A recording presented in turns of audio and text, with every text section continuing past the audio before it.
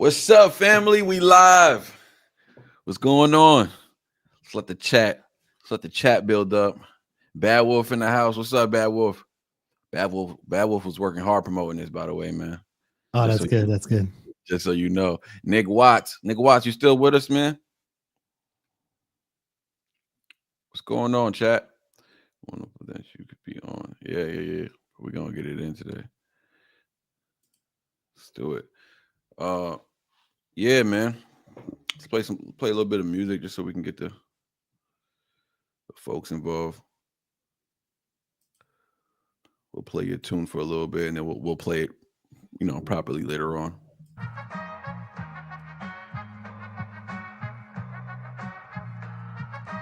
What's up, chat?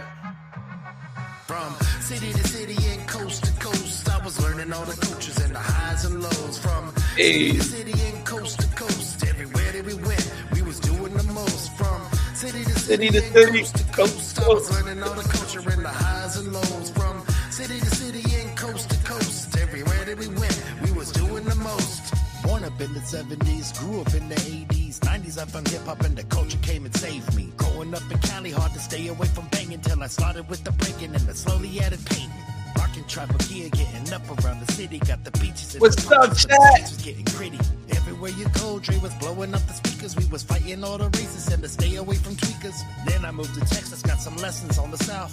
Draped up, dripped out, know what I'm talking about. Draped up, dripped out, know what I'm talking about. Hey, Shipping out, had the powder. Southern Chop is screwed. Grain system up at UGK. Paul Wall, Mike Jones, Swisher House, Little Wayne, taking trips to NOLA just to Swisher House. Stretch it like it's yoga, steady ducking all the pins. Hey, City to city and coast to coast. learning all the Hey, it's a vibe, dog.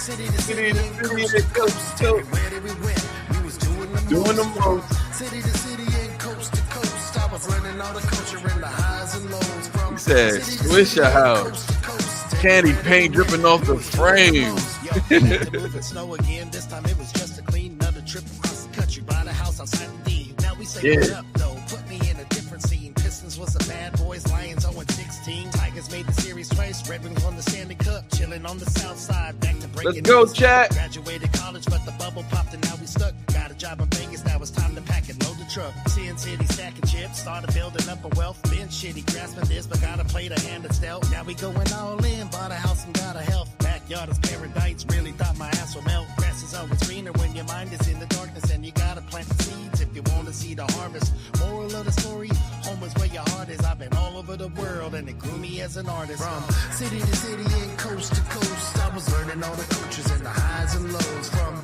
city to city and coast to coast, everywhere that we went, we was doing the most. From city to city and coast to coast, I was learning all the culture and the highs and lows. From city to city and coast to coast, everywhere that we went, we was doing the most.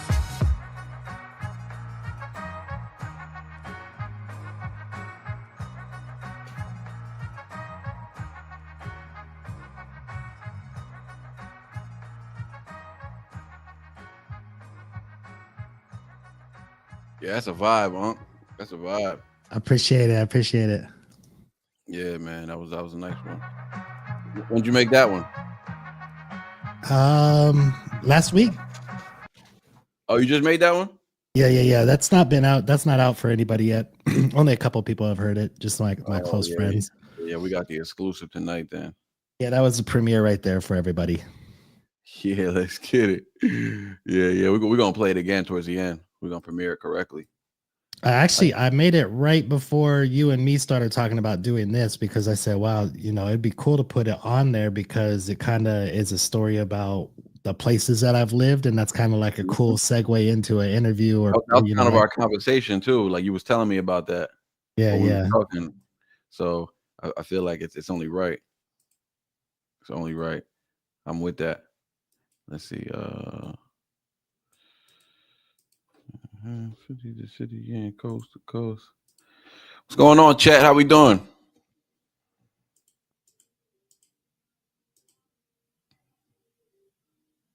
You said you're in Texas, right? You said you're up by Dallas?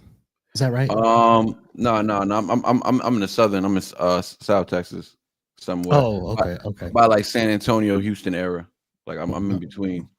Okay, my favorite, like San Antonio was my favorite place to hang out. Oh yeah, I lived there for like a few years too. I had fun over there. It was good. San Antonio, it's got good food over there, man. That's for sure. Yeah, good food, good partying. If it's especially if you're younger, I always say I don't know if I'd like it as much now.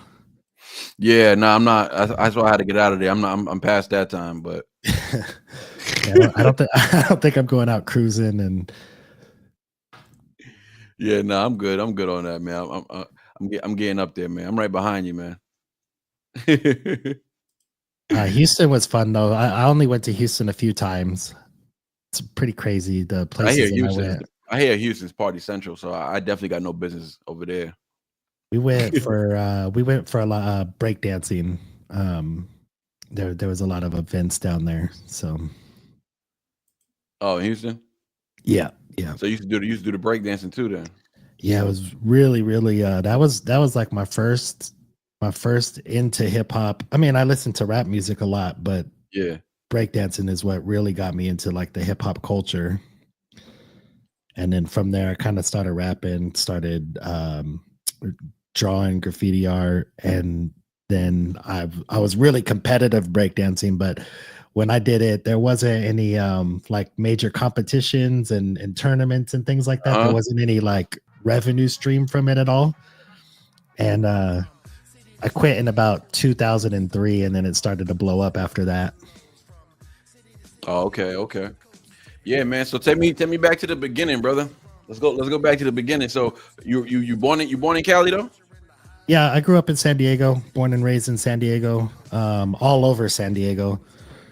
When I was even younger than that, so I was born in San Diego, but I think when I was like 2, we moved to North Dakota and then to Washington, and then I was back in Cali when I was like 3 or 4. Oh, okay.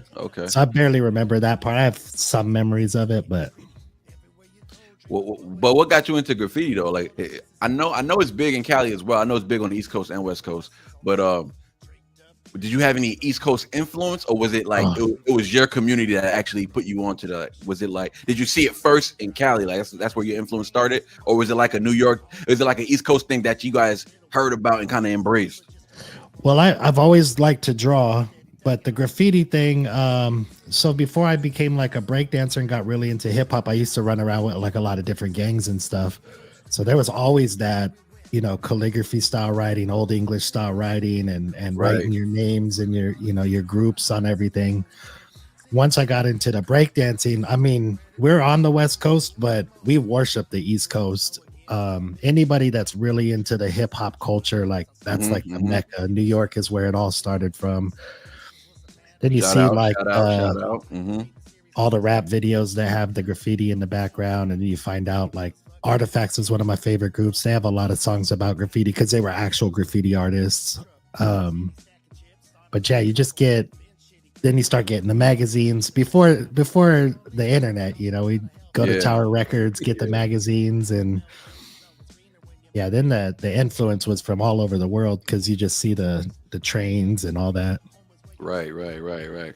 So, what up, Pete? When did you make that move though? Because if you pretty much grew up in Cali, like, so when you was in Cali, I mean, I guess you was trying to like, it's kind of the same in New York as far as like the culture, especially the gang culture. The gang culture is definitely more prevalent in LA. I mean, that's where it all started. But I had to do a lot of avoiding as well growing up. I'm pretty sure you was surrounded and submerged by gang culture. Like, there's no way you can go, like, unless you living in Beverly Hills, in the good side of town. But if you're in LA and you're in the thick of it, like it's all around. So like you being part of the graffiti culture, you're amongst the culture. Gang culture is almost a part of that culture as well at that time, because you said you said born in the 70s, raised in the 80s. It was crazy. Those are the riot days. Like, I want to know all about that. Like, how did you avoid like the gang culture, and then you can get into like, things that were happening as far as riots and stuff. I would say I probably not really avoided it, to be honest, because I was running with a lot of different gangs. I just never had like my family or anybody that was in them, so I didn't have to like literally join the gang. So I hung out with lots of different gangs at different points. Right. Very associated with. We lived at one point for a short period of time. I actually lived with an Asian gang that was from LA that had moved their family down to San Diego to start like a chapter in San Diego. Mm. So we'd go to the store to get milk and bread, and then do a drive-by on the way back. Right. And I'm just like, I'm 12 years old, like, pissing myself. Yeah. That's wild, man. I mean, I think on the East Coast, like as far as like, and what I mean by avoiding, I just mean like avoiding it to this day, like you like making it through. Like there was really no avoiding it, of course, because if you're gonna have friends, you're gonna have people who are heavily involved, and they're just people. You know what I'm saying? They're nobody to avoid. It's just what to get into, what not to get into. But I had it was around my family. I had family members. All my friends were involved in gangs, and I not that I dibble dabbled in it, but I was associated so heavy with them that it would get me into trouble as well. You know what I mean? Exactly. But, yeah. But I mean, I was never affiliated on that level, but it was always like getting into fights. You know how it is in school, high school days. It's always fights every day, so we was getting into a lot of fights. It kind of traveled even after that, But once I got in my early 20s, I was growing up fast. I was growing up fast. So tell me a little about as far as your upbringing, like parents and all that. Like, when did you hit your man status? When you was like, I'm on my own. Like, when did you officially start moving on your own? My family I had a really, really rough childhood. Really deep poverty and alcoholics. And my dad was alcoholic. Well, my original father killed himself when I was real young. And then my stepdad was like a real bad alcoholic, and my mom was into some stuff. And there's a point where she went to jail. I went into another city to live with my aunt for a while, and we were all over the place. Sheesh. But then they started going to church when I was about 16 or so. So they started to clean up their lives. So I got to kind of see like that really negative growing up, and then like to where it was a little bit better. Right. But then I went out to I joined the military when I was still in high school. Oh, so wow! What branch did you get into? I was in the Army. I was in the infantry. That's what brought me to Texas. So okay. I was stationed out. Joining the military, joining the Army, and then you guys were stationed in Texas. So that's how you got familiar with. That's cool. Yeah, that was cool. Yeah. So I was stationed right there at Fort Hood in Central Texas for 5 years, or 4 years stationed in Texas, and then I met a girl while I was in the Army. We both got out at about the same time, and she was from Texas, but she was from Permian Basin. So over there, Midland, Odessa area. Oh, Midland. Yeah, I know Midland. Yeah, that's a little bit of West Texas. Yeah. So I went over there for about a year. I built power lines in the oil fields in West Texas. It's pretty crazy. Oh, the oil field, serious, man. Yeah. Everybody I meet either worked or has worked in the oil field out here, man. But people's making good money, man. It's a rough job though. The whole a lot of them are traveling 2 weeks there, 2 weeks back. You know how it is. Like they're working for 2 weeks away from home, and then you're home for 2 weeks. Like, so it could work for some. Some people, that schedule works for some. You spend quality time with your family, but then you're away for another 2 weeks. So it's kind of rough. Yeah, I basically we went to work started at 7 a.m, got home at 10 o'clock, but I was making so much money, like I didn't care. Right. See, I was pretty much single because I had broken up with the girl that I moved out there with. We ended up breaking up, so I was just out there by myself. Then after a while, I moved back home. I didn't want to be like in that small town anymore. I was like, all right, I'm done with this. I'm gonna go home. Yeah. And but throughout this whole time, so you're what age when you joined the military? I think by the time I got in, I was 18. I think I signed up when I was 17, so I had to wait until I graduated to join. So when did you actually start getting into your artsmanship as far as like the craft of graffiti? Like when did you graffiti? So I went to while I was in high school. Like I said, I was hanging out with the gangsters. I thought I was like a little SA, so I dressed like a cholo and all that.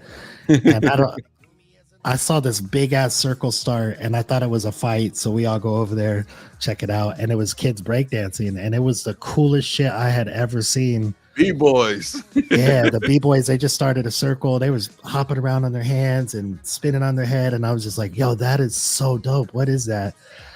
So at the time, I was running with gangs, but my parents were also very strict, so I was always restricted. So I would just stay at home and I would just practice breakdancing in the kitchen, but I had no fucking clue what I was doing. So I was practicing what I thought I would see them do. And then after a couple of months of practicing it, I went out into the circle one time and they were just like, yo, who's this? And then they taught me the hold. I was 14 at that time. And then right after I started breakdancing, very shortly after, there was an event in San Diego called B-Boy Summit, which was this big breakdancing event. Okay. And it was thrown by Rocksteady crew. They came from New York, and there was some already, in San Diego. And started watching like Beat Street and all the old school movies and stuff about breaking. And these are the guys that are in the movie. About, man. They don't know what's going on. Some classic movies, Style Wars, Beat Street. The guys that were in the movie that we're cheering on in this movie are right here in front of me, teaching us like the history of hip hop. And so nice. I just fell in love with it. Like I couldn't get enough knowledge about it. And then there was some really cool parts, like the Zulu Nation is like African Bambaataa in them. Oh yeah. Breakdancing was originally started to get the gangs to stop fighting. And in order to be part of the Zulu Nation, you had to you couldn't fight. So you couldn't be part of gangs or violence or anything like that. It was all protesting it. So right. That was kind of cool. I always had like an excuse after that, like, oh yeah, no, I can't fight you. I'm trying to join the Zulu Nation. I think who was running the Zulu? I mean, not running, but African Bambaataa and all them cats back in the day. Yeah. So Texas was a short stint. Like you wasn't there for too long, then, right? You ended just up going 5 years. I was there from 96 or about 97 till like 2001, 2002. So do you remember the I'm sure you do, the like the evolution of NWA when like in the 80s when they were really taking over? Well, at the same time the riots were happening at the same time. Do you remember that time frame? Yeah, I mean, I remember watching like the OJ trial. Like I was watching on the news like that, the Bronco going down the road and stuff. And yeah, it was, I don't think we were affected by it as much in San Diego. Okay. But it was, I'm sure it was a big thing. It was like, yeah, it was a big thing. Yeah. Yeah. So growing up, you said you was listening to hip hop already, right? You was already bumping rap music. So was NWA somewhat of a influence on your, or was you such? Because I know a kid from Cali, right? And he's a graffiti dude as well. But he was such a graffiti b-boy that he didn't really listen to West Side music. He listened to all East Coast music. So he was like he was a very East Coast, like he was listening to Public Enemy and all this. You know what I'm saying? He's a little older than me. He's probably between you and I. But yeah, he was listening to Public Enemy and Chuck D. Like that was his thing. He wasn't even. Yeah. So when I asked him about West Coast music, man, I don't really know. I was like the East Coast culture was in him when he was, and he never been to New York. Like he was in Cali the whole time. But it's just like you told me he hadn't been to New York. Is it the same thing for you or what? Yeah, when you meet anybody that was involved in like what we call it the hip hop culture, right? I mean, there's rap. The first hip hop song I ever heard was I got the Colors soundtrack from the movie Colors. Yeah, so Colors. Ice-T had that song, Colors. Ice-T, yeah. That's a banger too. 11 years old walking around. You can't tell me nothing.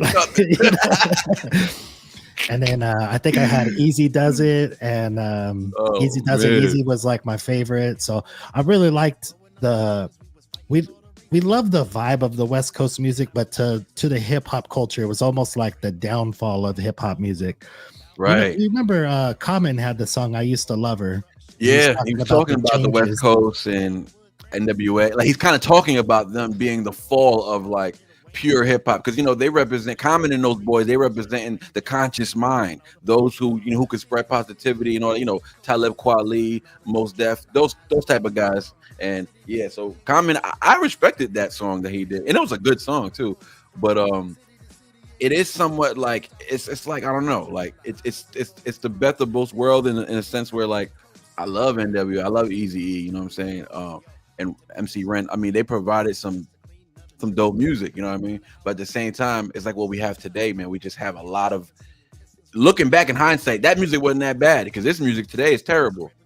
So you look back in hindsight, it's like, you know what? They were presenting the same message. Ice Cube and them was saying the same thing Chuck D and them was saying. They were just more angry about it and vulgar and in your face. You know what I mean? Yeah, to me, it was like I was such a fan of lyricism, and they had no lyricism to me. They were just saying, like, I mean, they were rhyming. It was all rhythm. It was fun to listen to. You go to a barbecue everywhere on the West Coast. You go to the beach, everybody's playing.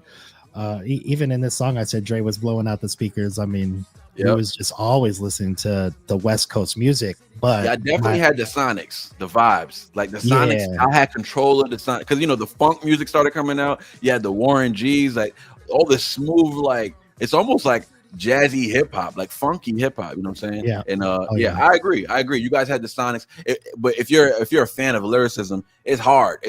Even if it's hard to listen to Wu-Tang and then compare and then listen to Ice Cube and be like, this is the same thing. No, like, it's not. To me, it's not the same thing. It's not the same thing. It's like that argument they had recently on a Drink Champs. It was about Ice Cube versus Biggie, and it was just like, and the dude that was arguing with him, Tony Ayo, was arguing with the West Coast dude, telling him, he's like, "You're telling me?"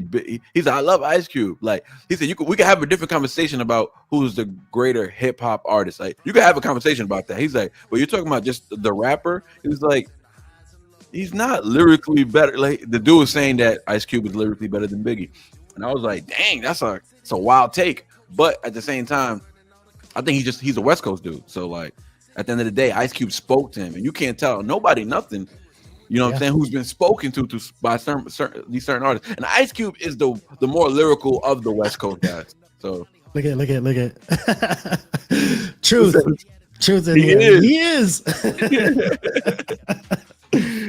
Stop it, big overrated. Oh, that's a whole nother conversation. Beats, Bars, and Delivery. I don't have Big that high on my all-time list, but I have him up there. I have him in the top 10. I don't got him in the top 5. But I do have him lyrically better than Ice Cube. I mean, that's just blasphemy, my dog. Like you just like to me, it's so hard like to compare. It's impossible to compare artist to artist. You get something from every single artist. I mean, I know Truth is a huge Bone Thugs and Harmony fan. I could listen to Bone Thugs and Harmony all fucking day. I have no idea what they're talking about. I have no like relation to them, but it sounds so sick. Biggie to me sounded sick and had clever lyrics and had great storytelling. NWA had, the swag, like Jay-Z brings that swag in. When I first started listening to Jay, I was like, oh my God. And then you got somebody like Eminem where you have to re-listen over and over and over and over again. And then you go, oh shit, that third word meant that. Oh no, that's so sick. Vibe reactions in the chat. Shout out to Uncle Ray. Uncle Ray just entered the chat, y'all. Show love to Unc. What up, Ray? Uncle Ray, you entered at the perfect time. He mentioned he mentioned our GOAT. He just said Eminem. You know what I'm saying? That's to me. It's not even a conversation. It's not even a debate. That man is the GOAT. It's not even a debate. But I'm with you. I'm with you on all that, dog. I agree. It seems like the 80s, late 70s, 80s guys. We have pretty much similar outlooks when it comes to that. Especially if you're part of like the culture as far as like b-boys, graffiti. Now I got a best friend of mine from New York. His name is Danny Cross. I was asking you about him before. The reason I asked you is because he's mega out here in New York, but he's got like 3 different huge studios. His company's called Graffiti Lab. So I'll send you a link. Oh, okay. But he's trained. Like, so he came up, doing graffiti. He was selling drugs in the beginning. He was around gang culture. We grew up around each other. He's my older brother's age, but we grew up around each other. And he was submerged in that. He got locked up, had his daughter when he was 19, and that's what it was. That was it. After that, it was like, I got to change. So he got into his graffiti more, started airbrushing, doing airbrushes in the malls and stuff. He did that for years, and then finally opened up his store. Now this dude has like 4 huge studios, and he just throws parties, and it's awesome, dude. It's awesome. That's the dream, man. That's a dream. And I feel like, what I'm saying, I gotta connect y'all. Because he's thinking about branching out. You know what I mean? So I would definitely love to link y'all just to see what I mean. y'all can link up and talk about whatever you need to talk about. And I'm sure y'all can make something happen though. Right. That dude's one of my top friends, good guy. But he's always looking for like artists. He's always looking for like real graffiti dudes. You know what I'm saying? Dudes, not per se talent level, but dudes who really lived it. You know what I'm saying? And, Right. Because that makes a big difference to me as well. Yeah. And there's it a doesn't. respect factor on it. Like the craft. There's a respect for the craft. You know what I'm saying? He has a huge respect for the craft. So That's how I feel a lot about music. And my only critique of the newer artists is that a lot of people are rapping about what they've never done, and a lot of the older artists, you believed every word that they were on that corner or they were in that car when this happened. And some of them though, like NBA YoungBoy and all those guys are wild. You don't want to fuck with them. Nah, you don't want to beef with those dudes. You're done. You're done. Just because like they also bring a cult with them who are really that will follow suit on what they say. So you got problems with those young boys. You got problems with a lot of people, and you don't really want that. That's unnecessary. You know what I'm saying? Keep it rap. But there was a time frame where we were going through. I feel like that from 2015 or no, let's say 2010, from 2010 to like 2000. I don't know. Still today, but starting around that time, it became very, like you said, rappers rapping about stuff they never lived. But now I feel like with all the drill that started like in the 2018, 2019, like to now, I think these dudes are really living what they're talking about, and it's actually dangerous. And it ain't something we should be promoting. I think it's really happening. You know what I'm saying? And it's not happening on a moral ground. Even when Pac and Big had beef, they were like, you look back now, you're like, man, them dudes only 24, 25. Well, 23 when they were beefing, 24, 23. And like, you look back, like they were like grown men though. Like that's just a 22-year-old, 23-year-old do not look like them today. They look young and wild. They look like NBA YoungBoy and these dudes. And those dudes are in their later 20s. So it's like Pac and Big were like grown. Like think about Diddy, he's in the mix of all that, but like Diddy and Suge Knight, those were young CEOs. Those dudes were young. Like they were in their mid-20s running huge establishments. You feel me? And they had these people like Pac and Snoop and Dre. These are all young 20-year-old dudes running the game. That don't happen today. Right now, it's just OGs. Like it don't happen. They don't even make them like that anymore. It was crazy. And you listen to songs from like Mobb Deep and stuff, and then you hear the lyric like, I'm only 19, but my mind is old. And you're like, damn, he was only 19. Like Mobb Deep to me was like crazy, right? Gangsters, like Mobb Deep, that's a good one. That's a good one to bring up, man. Because when Prodigy said that, it's just like you think back now, like, wait, what? And like when you think about Nas Live at the Barbecue, it's like, wait, this dude was 18 and he still has one of the greatest albums ever. Still, and he was only 18 when he wrote that album. I was listening to don't make it like that, man. Listening to an interview with MC Search, who was kind of like the one that got Nas put on, and he was like, he's talking to him about it, and then he was like, oh yeah, because he was like 17, so he couldn't sign the thing without his mom there, and it was like, damn, he wrote one of the best albums of all time. He's writing it when he was 15, 16 years old, like so wild. Come on, dog. Come on, that's crazy, man. That's dope. But you know what? I think there's a tide turning right now. If I'm not mistaken, I feel like there's something happening right now. Even with the Drake and Kendrick beef, I feel like it's all part of this wild destruction that's about to go on. It's like this burn down to rebuild situation. Even with Diddy getting into the mess, like it all plays into each other because certain key players are up right now. You feel me? Like you look at 50 to me personally, 50's everything these guys pretended to be. Like even the Diddy's and all these dudes, right? They pretended to be the guy who helps out the black communities. Like 50's himself unapologetically, and he's doing all these things within the community. He's putting on all these people.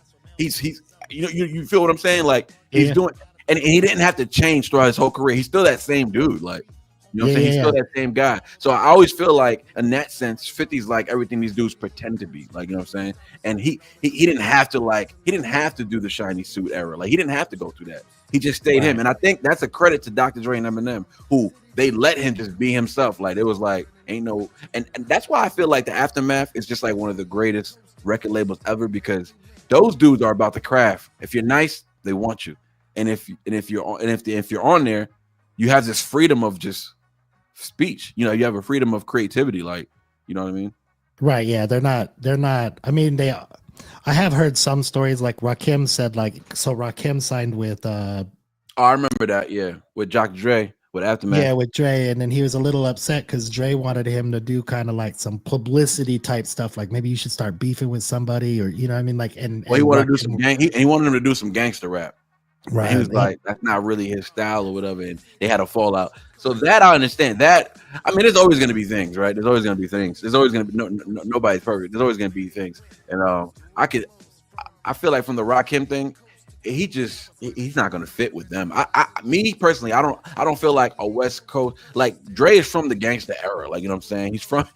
Let's think about how he started from NWA, rocking with Eazy, to, you know, Death Row, Tupac, Snoop Dogg, like everywhere he went besides Eminem, 50 Cent, G-Unit, like Dre's just used to that. Like that's that's probably what he likes to make, the music he likes, you know what I'm saying? And he wanted to see Rakim just go crazy over some Dre beats on some gangster stuff, but I don't think he was versed enough on who Rakim, like he needed to really respect who Rakim was before like approaching. Yes, so I just feel like it was like that's what happens. They just didn't fit.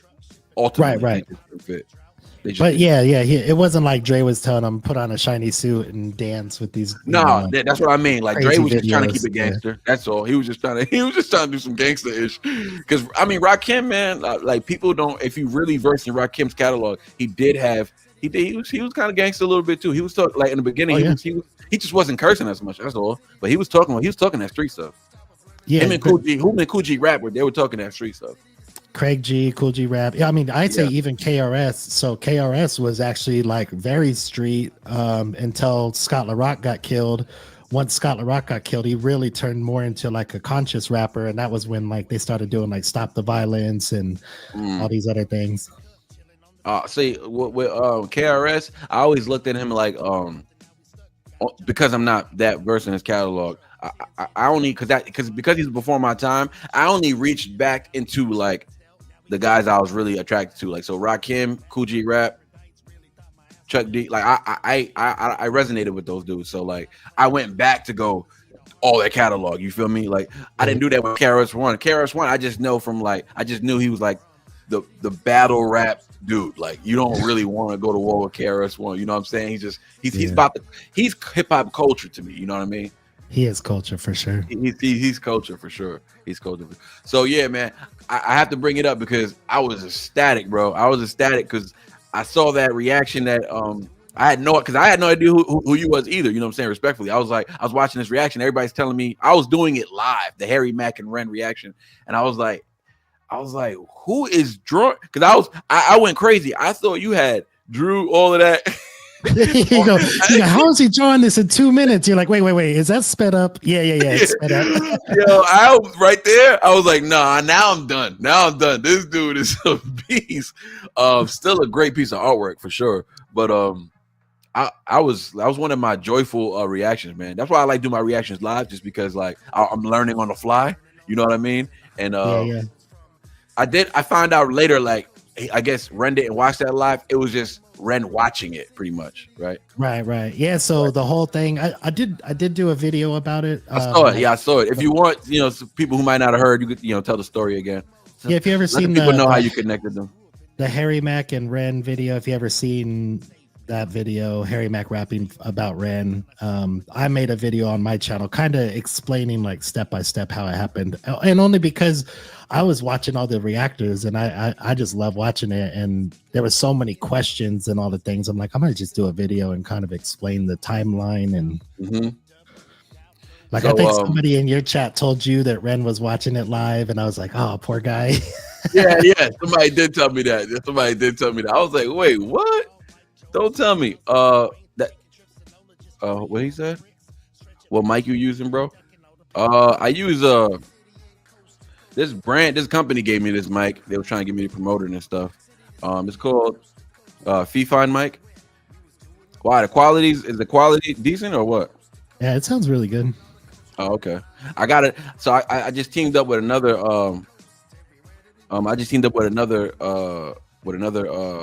company. They just hit me up recently. I think they're called Mono, something like that. But they got mics and headphones, and they wanted to I guess they wanted to collaborate. They would send me some free stuff and do like a little promotion skit for them. So I'm gonna work that out. I told them first I need to try out the mic, make sure it's good, because if it ain't good, I ain't doing no promotion. But so yeah, I'm gonna try the mic out, man. I'm gonna see what how their mic is. They got some headphones too, so I'm gonna check out their headphones too. That's the beautiful thing about being on here, content creating. You just never know. All of a sudden, people are just businesses, people offering to pay you to promote their stuff, and it's like I had some people hit me up, and it was just some stuff that I wasn't about to do. It was like, oh, we'll pay you, a couple $100 to promote this. And I'm just like, nah, I'm good. You know what I'm saying? It's just stuff that I'm not trying to promote. Like, if it messes with the integrity of my channel, I'm just not going to do it. But like headphones and mics, yeah, I'm down with that, because I need another mic, because my wife's going to be doing certain reactions with me as well. So I could use a second mic. So yeah, we're going to make, it's called Mono. Oh, okay, cool. There you go. The business company is called Mono. There you go. It seems legit. Their mic looks like yours. I was just about to ask you what kind of mic you had, because it looks just like yours. This is a Shure. This is like this is actually my rapping mic. Oh, okay. That's why you sound so good. They have a podcast version, like a little bit of a cheaper one. This is one of the best audio quality for recording that you can get for that's not super expensive. Mm-hmm. But Michael Jackson, like a lot of people have recorded albums with this thing. So, but it's only $400. I mean, which is a lot. It's a lot for a mic. But that's a good price, man. Because there's I recorded with a Bluebird back in the day, and that one cost me like $1,300. Yeah. So like when I was recording, I mean, I was just in the studio last night. I don't know if you saw my Instagram, but no, I didn't. Yeah, so I was in the studio last night, and I recorded 2 dope songs. I'm anxious. I can't wait to put them out, because what I'm doing right now, right? Just for the people watching, I'm putting out. You know how Ren did the he did the halftime over the Nas beat. Yeah. And he called it the Ren Nas retake. So what I'm doing is, because Ren's been putting out these instrumentals on his Patreon. I'm part of. I joined his Patreon not that long ago, just to see like behind the scenes stuff. Just because I like. He's a real interesting cat, man. He's just a real interesting cat, man. Bro, he's got my attention. He's got the best Patreon, in my opinion, because you don't get Patreon to see. Is so dope. Nobody has a Patreon like that, bro. Nobody does. Patreon is so crazy. It's cool because he has a team running it with him. So it's like there's people just putting out cool behind the scenes. They're releasing instrumentals and stuff. So what I did was I took 5 instrumentals of his, right, and I'm doing a Ren retake of his own stuff. And I'm gonna do that with his. I'm gonna do like 5 retakes of Eminem, Tupac, like all my favorite artists. And I'm gonna do these, and that's what I'm gonna put those out on YouTube, and that'll just be like the type of music I put out. It'll be like my own twist of it, obviously, but yeah, right. So yeah, I can't wait. I mean, I'd always rapped when I was a kid, like in ciphers, and wrote down bars and things like that. But I never really got into like recording anything. And then started doing reactions and whatnot. And I found that kid Easy Mill. And I did a remix. Easy Mill's dope. Easy Mill's fire. He's sick. I did a remix of his IDK, and I just made a little video. And I was doing it just for fun, and I was making fun of myself a lot in that video. But then that's what really got me back into rapping again. Nice. Yeah, I mean, I stopped rapping, man, a couple years ago, just because I just had a change in direction with life. You know what I mean? I was rapping about. I wasn't rapping nothing crazy, nothing too vocal. I just changed. I look back and I was like, nah. I took down all my music and everything. And not only that, I recently gave my life to Christ, man. So I've been walking in the new path. So now it's like I gave up, sacrificed my music, and because I realized that just wasn't the path I was walking on anymore. I'd made that sacrifice and then started working, taking care of the family. You know what I'm saying? I was like, I gotta leave that behind me. Even though that was my love, that's like my first love. I just wanted to make music. And then years later, I gave my life to Christ, and he blessed me, gave me music back. So now I get to make music, glorify him, and as well still telling my own story. I'm still making my own testimonial music. It's still the same music, you know what I'm saying? I just cleaned it up.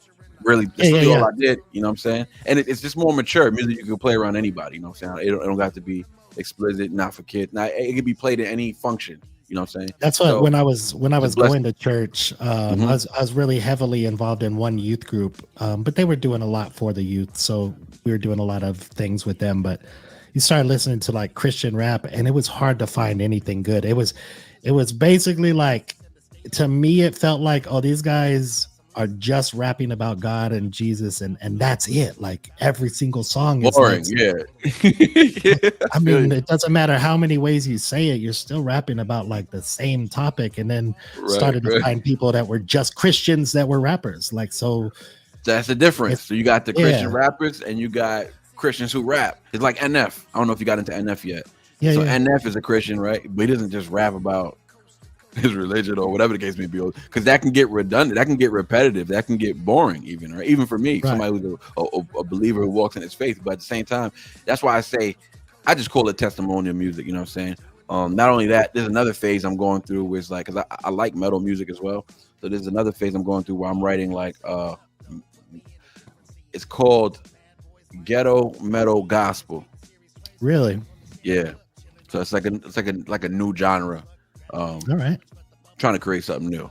You know what I'm saying? Just trying to trend set, you know what I mean? But as long as there's rap, I think people can get into it. You know what I'm saying? If there's some rap in there, people can get into it. It's still, I feel like it's still hip hop. That's why hip hop is broadening so much, because it's touching other. You see what's going on with the country guys, the rap guys. Everybody's getting the rock guys. You got the Ronnies, you got the Falling in Reverse, the Jelly Rolls, the Yellow Wolves, all these dope dudes who cross brand all these cultures. And it's like hip hop's behind all this. Like, don't get it twisted. Like, I get really happy that like like hip hop and rap is like being influenced. Like all these people are like using it in their music now. Yeah. I don't really necessarily listen to any of those people that do, because I mean, to me, I feel like it's just putting another trick in their bag. But they're probably fans of certain, a couple rappers or whatever, but not really like the culture. So that's just where I draw my lines. But I figure someday I might grow out of that, but it's I don't think it's anything to grow out of. It's just a thing. Somebody has to hold the standard, man. There has to be we have to be like amongst the culture. You have to hold the standard, because I do know what you mean, and that's just that. How do you say? I had this thing, right, when I react to like any white rappers, any good white rappers are out there, right? There's this dude named let me see if I can remember his name. I did a reaction to a couple of reactors who rap. It was Crypt. You know Crypt, right? Right. Okay, so Crypt is a reactor. That thing the thumb just popped up on my screen. So Crypt is a reactor. He was rapping. It was him, some guy named Gone. I don't know if you know him. He's super dope.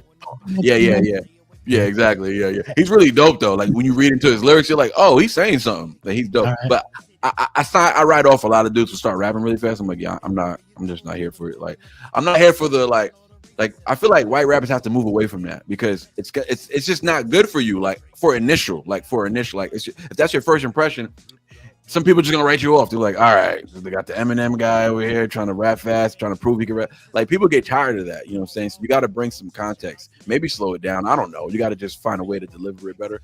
But this dude on this song, right? He had mentioned Wu-Tang. He's like, I'd rather listen to Wu-Tang than blah, blah, blah, blah. And in my mind, oh yeah, I'd rather listen to Wu-Tang than Gucci Gang. And I just feel like whenever somebody says like Wu-Tang, I'm just like, I don't believe you. Like it's such an easy thing to say. Like, you know what I mean? It's like you gotta, if you want me to believe you're about the culture, you have respect for the culture, and you love it, don't say Wu-Tang, because Wu-Tang is the most popular group ever. Everybody knows Wu-Tang. So if you want to like, come across like, oh, I'm not, you know what I'm saying? I really do like you said earlier, right? We don't know if they're really immersed into the culture. They're just saying stuff to say stuff. Like, don't do the. Even if you love Wu-Tang, don't say Wu-Tang. Say somebody else. It's like that if you say Professor, if you say Chuck D, I might believe you. I might be like, oh, okay. Yeah. You said Talib Kweli, or if you say, I don't know, Q-Tip, I'm like, oh, okay, this guy actually, he might really be about in the graffiti art culture too. You'll see like everybody uses the Wu symbol for everything, and I'm like, that's got to be even irritating as a graffiti artist. Like, because I love Wu, and I represented the Wu forever, and it's just like, but I know if I put that Wu symbol in here, it's gonna get a like no matter what. Or if I do like a fuck Donald Trump, like it's gonna get a like. Right. To me, it's like, man, that's what social media is all about. It's just like what everybody else thinks is cool, I'm gonna do that so they think I'm cool as well.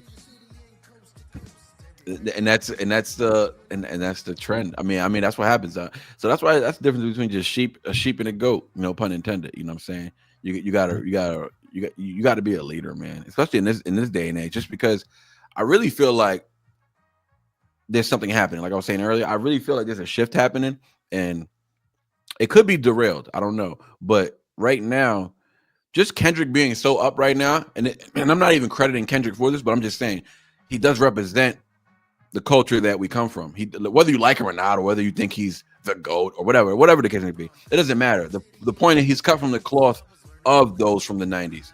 It's just irrefutable. Like he holds that flag. You know what I'm saying?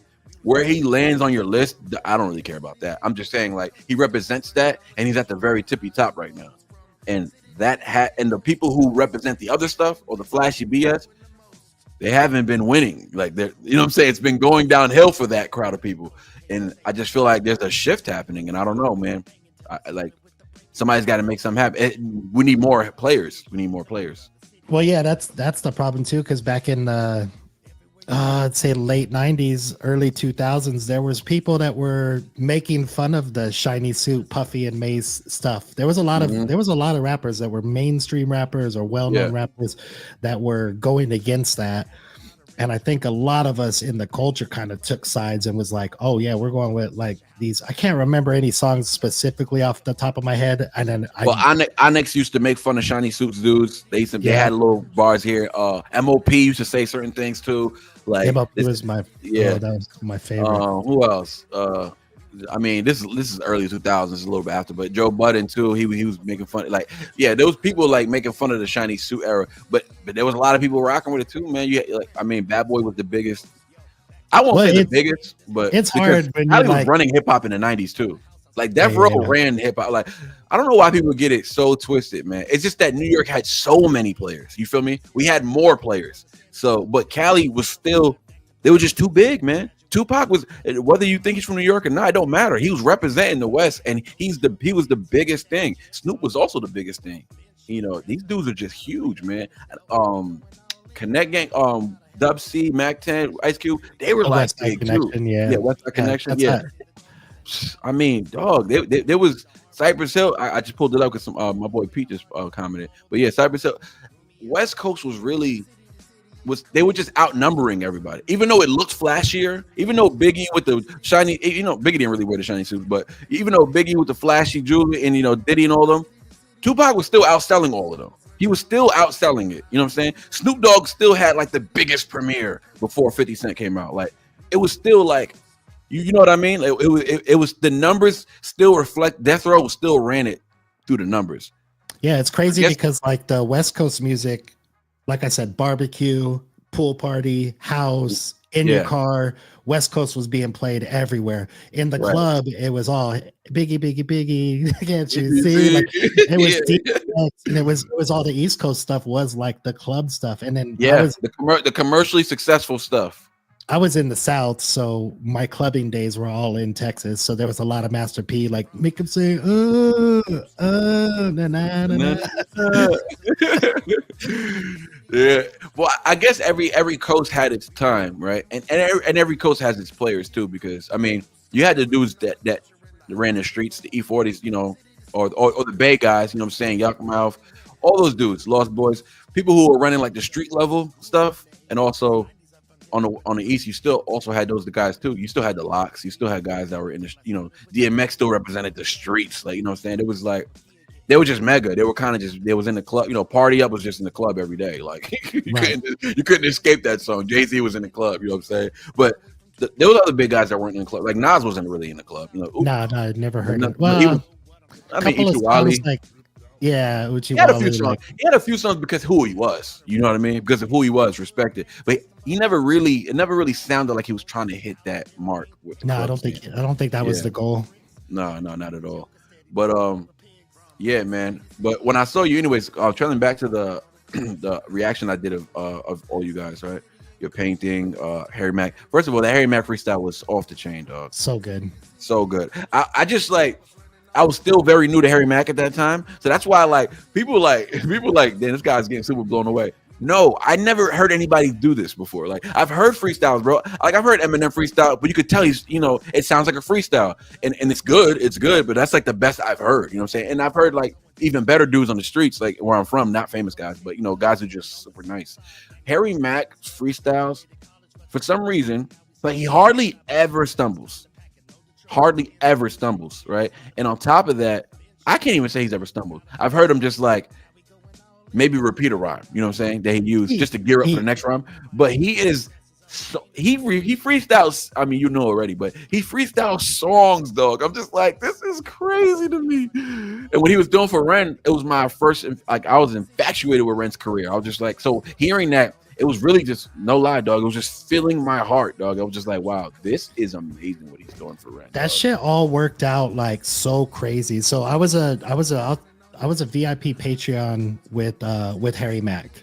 Okay. Right? I've been to like 8 or 9 live shows, traveled all over to I need to go. I need to go, bro. But he's so far. He's all the way over there. He's overseas. And like, he's getting money. Like, he's doing his thing. I ain't mad. Oh, but he's starting a tour. Here. He'll be in Vegas on April 3rd. I'll be going to that show, but I'm not going to go to the rest of them. He's going to Dallas. He's going to Austin. Oh yeah, I gotta get him. I gotta catch him. I gotta catch him in Texas. There's no way I'm not. Yeah, and it's different. So you were the VIP Patreon for Harry Mack. And so what it used to be was it was $100 a month, and then he would 2 Saturdays a month. It was just us, the VIPs that were on that tier, would just be on a Zoom call with them, and he would go from each one of us to like get a topic or whatever. And I'd always have him rapping about like my graffiti drawings. I'd do a time lapse because that's how I started. So I started with when I first found Harry again, because I originally saw his videos back in the day and just never followed up on him because April 3rd in Vegas, yeah. But I drew, and one of his Omegle bars, I drew like all the words, and so I drew him and like all the things that he was talking about. Like he talked about Biggie and Hypnotize and an alligator snapping on all your haters. I drew an alligator. So I drew everything that was involved in it. All the key points he made in that freestyle. Yeah, so I posted that onto his Discord, and then I met a bunch of people from the Discord and became really good friends with them. And so we've been on Discord for like 3 or 4 years, where we're in a voice chat every single day, all day long. I'm usually talking to like 4 or 5 people, and that's who we would. I'd start going to I'd start going to the live shows that they were at, and they were all the VIP members. So we have a Discord channel that has every single piece of content that Harry's ever made. Because we were on the VIP tiers, we were able to get everything that he's ever made. So it's pretty cool. Like, it's a fun place to go to. Have you so you got to? I mean, if you went to the live shows, you got to meet him. I'm assuming, right? Yeah, we've met him. We would meet him after every single show. That's dope, man. So is he? Because this is what I would say, right? This is what I tell people when I do lives to Ren. I say Ren and Harry Mack. They're just, once I discovered both of them, they're almost one or the same. Obviously, 2 different life experiences, so they're not similar in that aspect, right? But I just mean as far as like character, moral ground, and just integrity alone, and like intention for humankind is like almost the same. And I'm just like, and that's, I mean, I strive for that. That's what I walk towards. So that's what I'm attracted to. That's what I keep doing. That's why I'm always doing these reactions, because when I do the reaction, I just feel better that day. You know what I mean? So I would say, have you met Ren, first of all? Yes. Okay. So would you say these guys are pretty similar in character as far as like just not personality?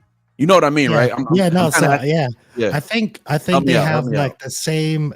They have the same compassion for humanity and the same like just genuinely nice. Like, it's not a show from either one of them. Right. The big difference in how they do their things, because Harry, I think, is very corporate and very careful and standoffish from his fans. Like, he separates himself from his fans very well.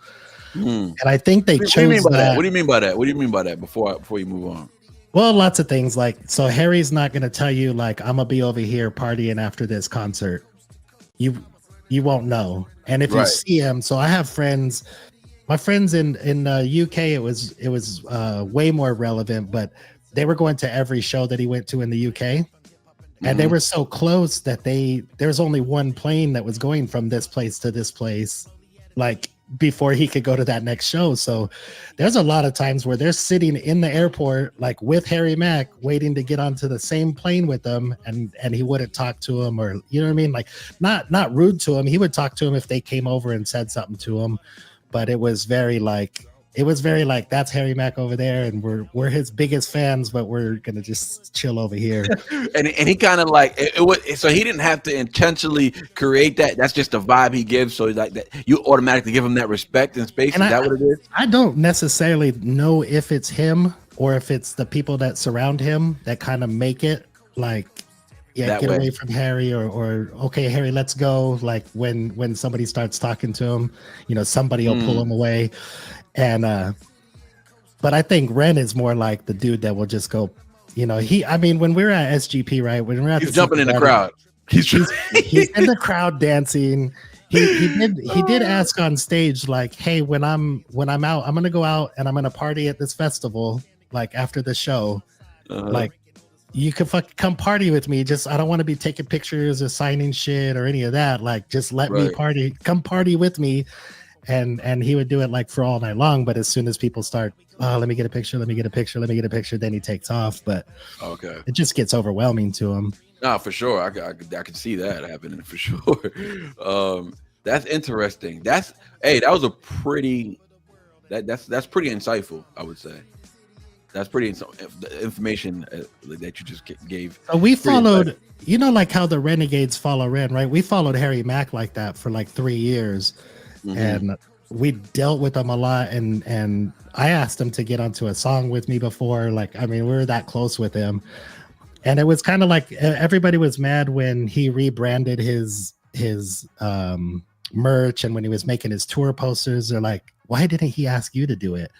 And I'm just like, I think he just wants to separate like his fans from business and keep like his little small, he's got like 6-7 people in his team, and he keeps it that way, and he doesn't reach out to fans to do stuff for him. And I can respect that though. I do. I respect it. It's a safe route. And yeah, I mean, like just think about business going bad with one of your fans. Like, that's just not good.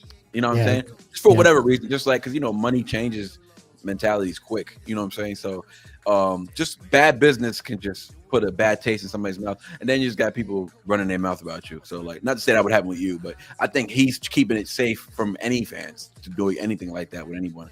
So I could really respect that, honestly, to be honest with you. I respect the hell out of it. It's just like, I like the path that Ren takes better, where he's in his own Discord talking to fans. And that's how I actually met him. Was, I don't know if you noticed, so before he did his Sick Boy album, he did one of those online games. I don't know if you've ever seen anything like that. The hunt, right? Where so tell me about that. It was so dope, man. So the first day, like, it's got a website with the countdown on it, 24-hour countdown, and you're just looking at it, watching it.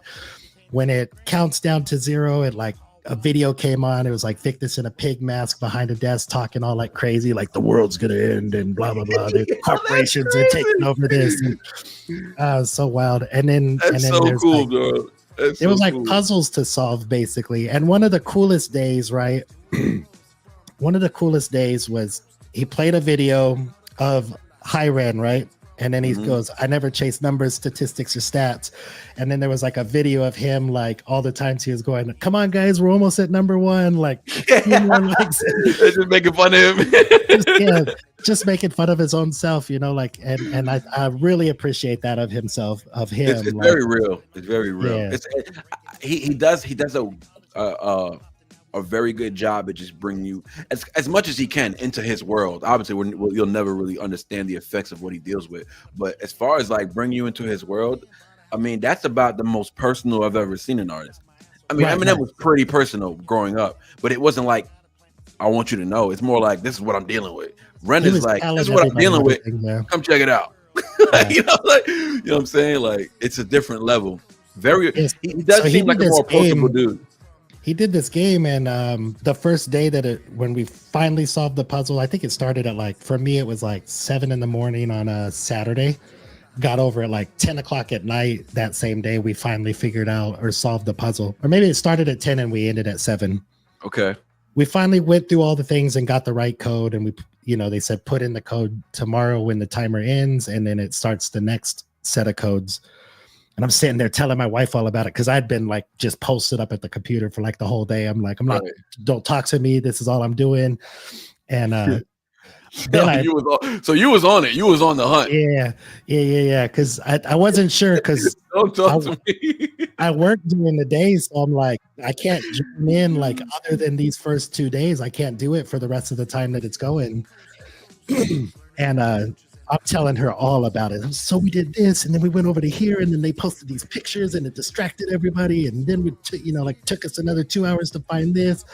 And she's like, "You should make a video about it." I'm like, I don't know. So I made a video about it, and then Ren shared it on his channel.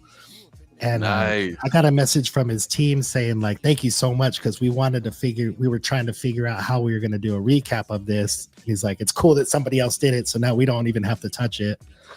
Nice. And so then I was just kind of like obligated to like do every single day of the series. So I had like that kind of really, and Ren kept reposting it. And so we started talking on his Discord a little bit, and he said he was taking his team to Vegas for the #1 album. And I was like, "Oh shit." I was like, "Well, he told me the dates he was coming." So Harry Mack and Mark Ribier did a show together at Red Rocks, which is in Colorado. Mm-hmm. And then right after that, it was like on the 26th of October. On the 28th of October, Mark Ribier was going to be in Vegas. So I was thinking, me and all my friends were thinking Harry might be with Mark Ribier in Vegas. So I was planning on going to that show. So then Ren says, "I'm coming to Vegas on the 27th through the 30th or something like that." And I'm like, the same time Harry Mack and Mark Ribier are going to be here. So I'm like, "Do you fuck with Mark Ribier?" And he was like, "Yeah, I love him." And he started posting links to Mark Ribier's stuff. He goes, "He's absolutely like one of my inspirations. I love him." So I'm like, "Yo, when you come out here, he's going to be here at the Hollywood Bowl."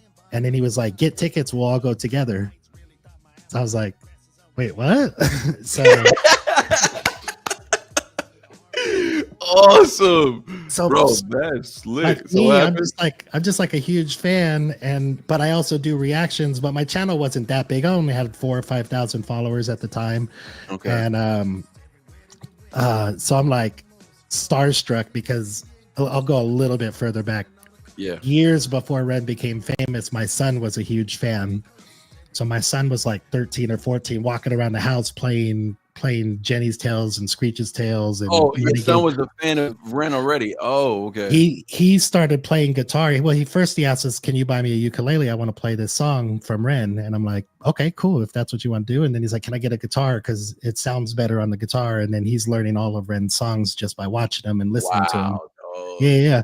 Crazy. So, but Ren was so rare that it was very hard to find anything. So when I would find like him and Sam Tompkins like busking on the street, I'd like run to my son, like, "Hey, check this shit out." And he's like, right. "Oh." So it was That's like, cool that he actually had. bond. He built not build, but he created something that you and your son can connect with, and it's music, and it's something that you already have a passion for. That is just so dope.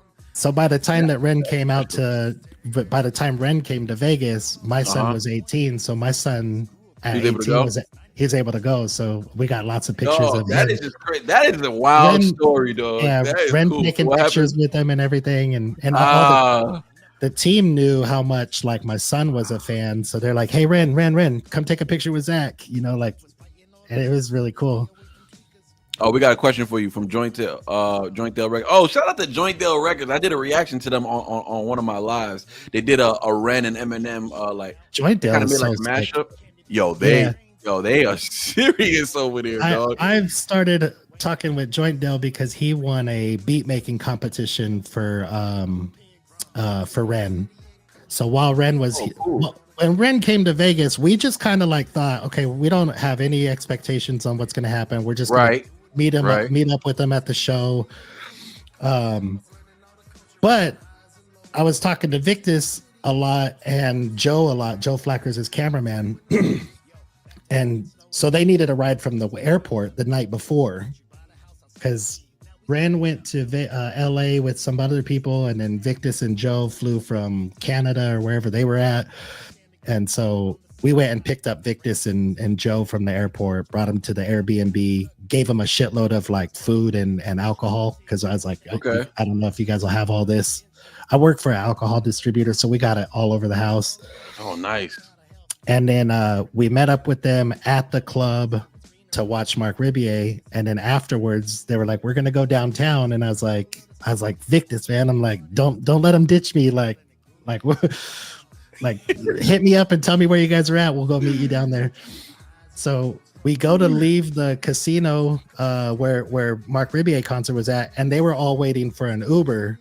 So we just did a U-turn right there. I'm like, let's go ask them, like, hey, you guys want to just roll with us? So they all hopped in the car. So it got like That's crazy. And, Yo, your son must have been going in. That is so dope, man. And then while he's 18 at that time, so that means he's already been a fan for almost 5 years at that point. Yeah, so that's dope. Yeah, so my wife is talking to Ren about mostly like punk music type stuff, and I was trying so hard not to like fanboy out and ask Ren to do like an interview with me, or will you do a song with me, or you know what I mean? So I had a big list of questions from fans about like, and it was like the most interesting stuff that fans asked me, like, can you tell him this, or can you ask him this? So every once in a while, like we get out a red light or whatever, I'd turn around, I'd be like, hey, have you ever seen this, or do you know this? And then he was telling me about like the music that he was working on, and he said, I go, have you ever heard a Joint Deal? I go, he does these really dope remixes of like you with he goes, he won that beat competition. I'm like, yeah, he does these remixes with like you and NF, and it sounds like a song, or like you and I don't know if he had made any Webby ones. He told me he was going to do a song with Prof, and I was like ecstatic because I'm a huge Prof fan. When I told him, I haven't tapped into Prof yet. I have. Oh my god! I have 4 reactions like listed, getting ready to do for Prof. Yeah, you're gonna have to send me some good ones to start with, and yeah, I'm gonna need your direction on that because I'm just starting. Because I started a second channel called Goat Herd, and it's picking up fast. I put Chinchilla on there. She's goated, like she's so dope. She's sick. I didn't really do many reactions to her only because of her label like blocked one of my live streams one time, and it was like she I don't know what happened recently. I did a reaction to her, and it got blocked and taken down. It just disappeared off my YouTube. I was like, what the heck? Yeah. So I thought she had the same situation with Ren or Harry Mack, like where they like at least let you. I don't care if it's shared revenue. I just want to be able to post it. Yeah. Or even if it's copywritten.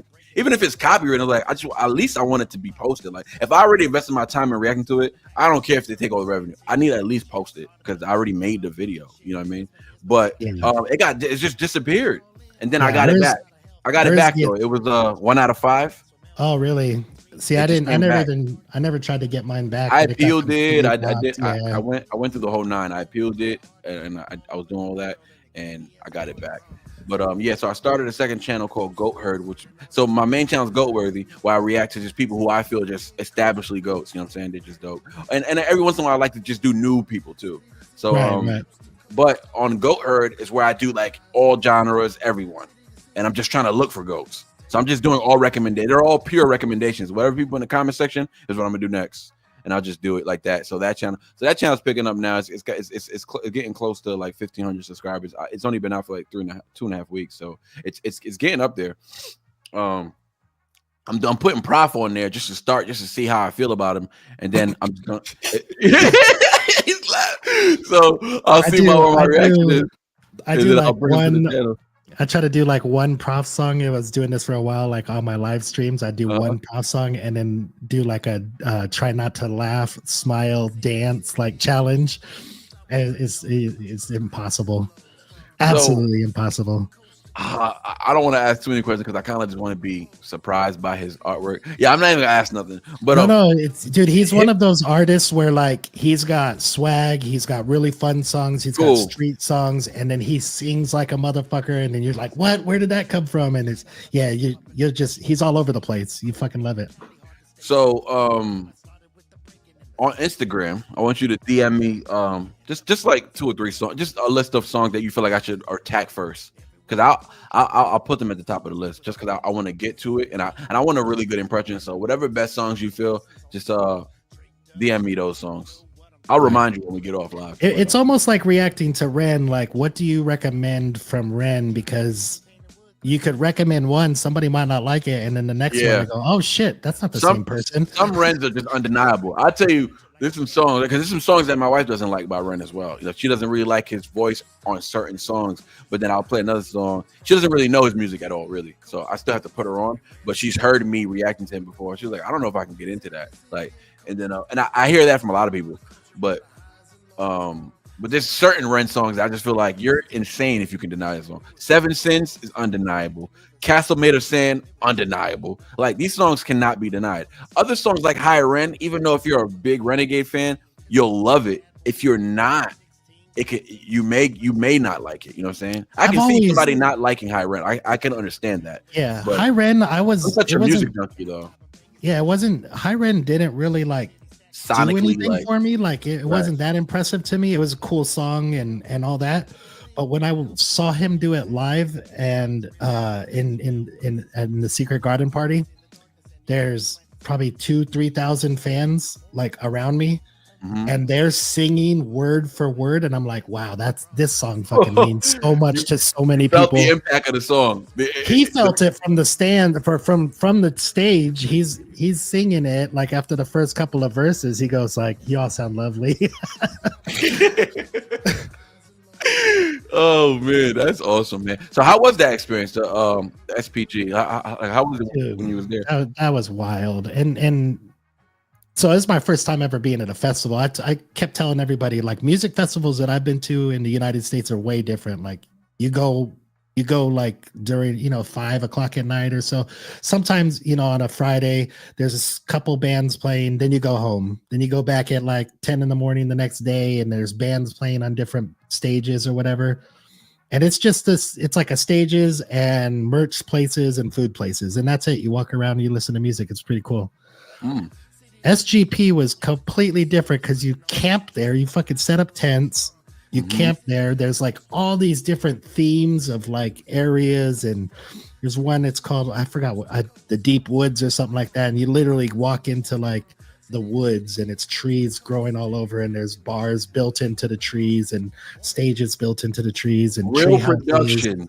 It's so sick. Yeah, it's so sick. There's like a there was like a DJ. Did you tell them about the United States festival? It's just a party. It's just people bring beer and that's it. It's really no production. Just walk around and drink. Just walk around a field. The whole production is based on, but like, I've never been to like EDC or Coachella or any of the real big ones, so those could be different. It could all be different. Yeah. I was just teasing.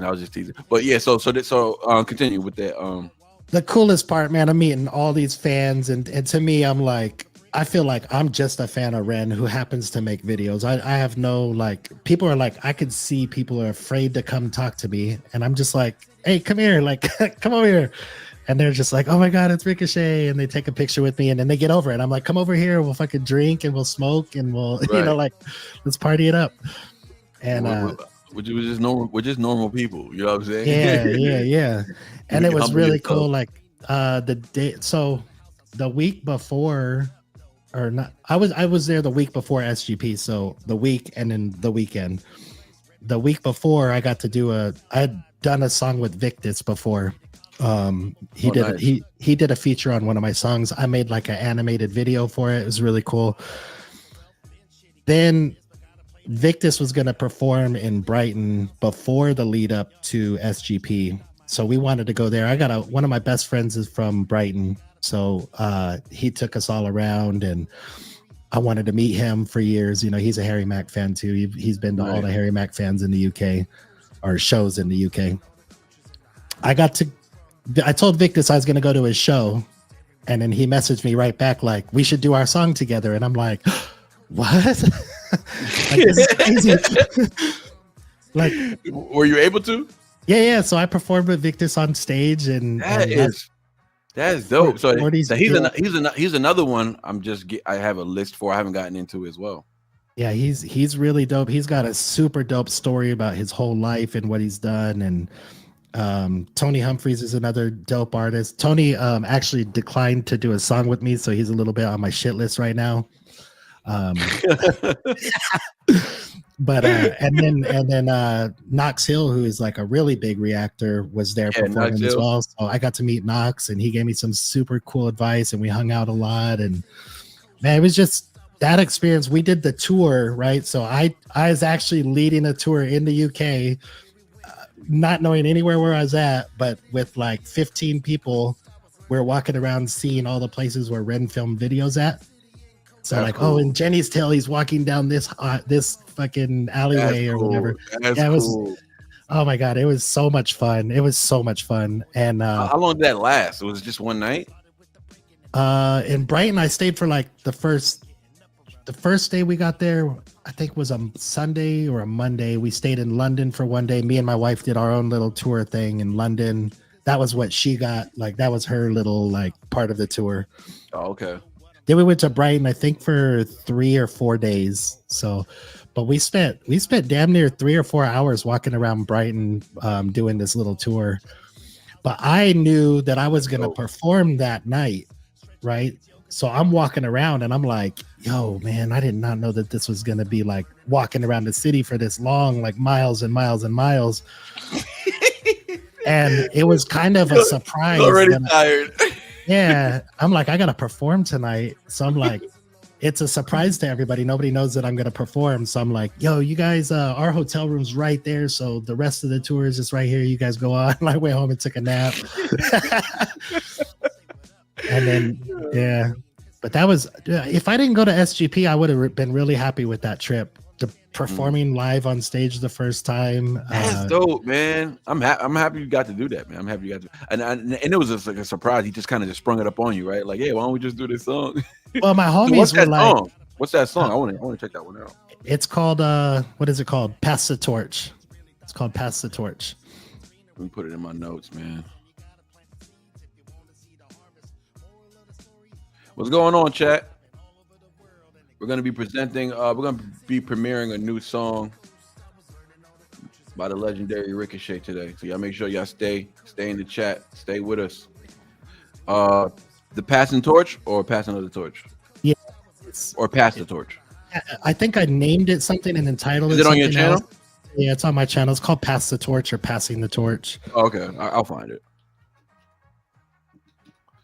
Did you see the Upside Down House? We saw everything, every single spot that I'm ready to go back to Brighton for sure. I want to move. I want to make a trip, man. I want to make a trip out there. I got to make a trip out there. It was really fun. I really liked it out there. It was, it was really cool. So shout out Shaq Alexander with the $2 dono. Appreciate it. Was it the night of the show? I think we were out wandering the streets until like 2 a.m, and I had like my big gold chain on and diamond earrings, because I wanted to play the part, right? So I'm walking around and I'm like, I have no fear whatsoever out here. This is such a cool ass fucking, it's such a vibe. It's like 2 o'clock in the morning and it's like a couple homeless people asking you for change or whatever. But outside of that, everybody was so cool. I was like, I could have not done this in any city I've ever lived in. That's dope, man. But I mean, I feel like you got to experience some, some new things. I'm sure that's a different culture compared to just, Cali, that Cali culture compared to Cali being in Brighton. Brighton was just, everybody was so nice. You said one of your people, one of your close homies live out there, right? Is he still? Yeah. He's from Hove, Brighton. We put all of our shit at his house, and then we got a hotel room. My wife didn't want to stay like at somebody's house. She was like, "We got to get a room." I'm like, I could have slept outside. It wouldn't have mattered to me. Like, yeah, exactly. Fellas, we can sleep anywhere, man. I can rent a car and sleep in the car. I'm good. Yeah. You know what I mean? But yeah, the ladies need their space. They need their space. There was so much like crazy shit. Like even like we had another person that flew in from I think she's from Colorado, maybe. I could totally be wrong. Utah, Colorado, somewhere. Rented a car in the UK, had never driven, only watched YouTube videos on how to drive in the UK. Mm-hmm. Rented a car, and she's the one that drove us up to the SGP. So that was like a whole crazy experience. She did really good though. She did really good. Well, let's take some questions. We got Bad Garlic Breath said, so do you have videos of your trip unreleased? I do have a lot of videos that are unreleased. Some of them are because somebody that I was with in a lot of the videos I can't post because of who they are. Okay. And then I also have but that might change soon. So Okay. I posted all my video footage from SGP of like Ren's performance and Scarlet Faye and man, that was the cool part. So Ren scattered, you know, all of his friends and people that he's worked with into that SGP. So Scarlet Faye, who was one of the singers on the Back on 47. Have you seen that one yet? Yeah, I seen that. That's one of my faves, man. The two black I like girls. that. One of the Yep. the two singers is Scarlet Faye. So she was Oh, performing. okay, which one is she? Which one? I'm not sure how you would. Okay. She has a big afro. I don't remember if they both did or not. I think they both did. I'm not sure. I'd have to look at it. I'd have to look at it again. Okay, so one of those chicks, her name is Scarlet Faye. So she's so what is she? She's do? a sick singer. She's a really sick singer. So she makes on kind of YouTube? like yeah. She's on YouTube. She makes like R&B type stuff. What's her channel? I think it's just Scarlet Faye. Okay, I could probably find her. In Somebody will find it. there. Faye, like FYE. How do you spell her name? Anybody know how to spell It's FAE, Scarlet Faye.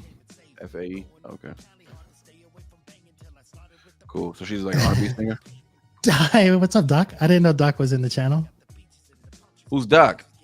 Disco Doc is another reactor who has one of the coolest channels ever.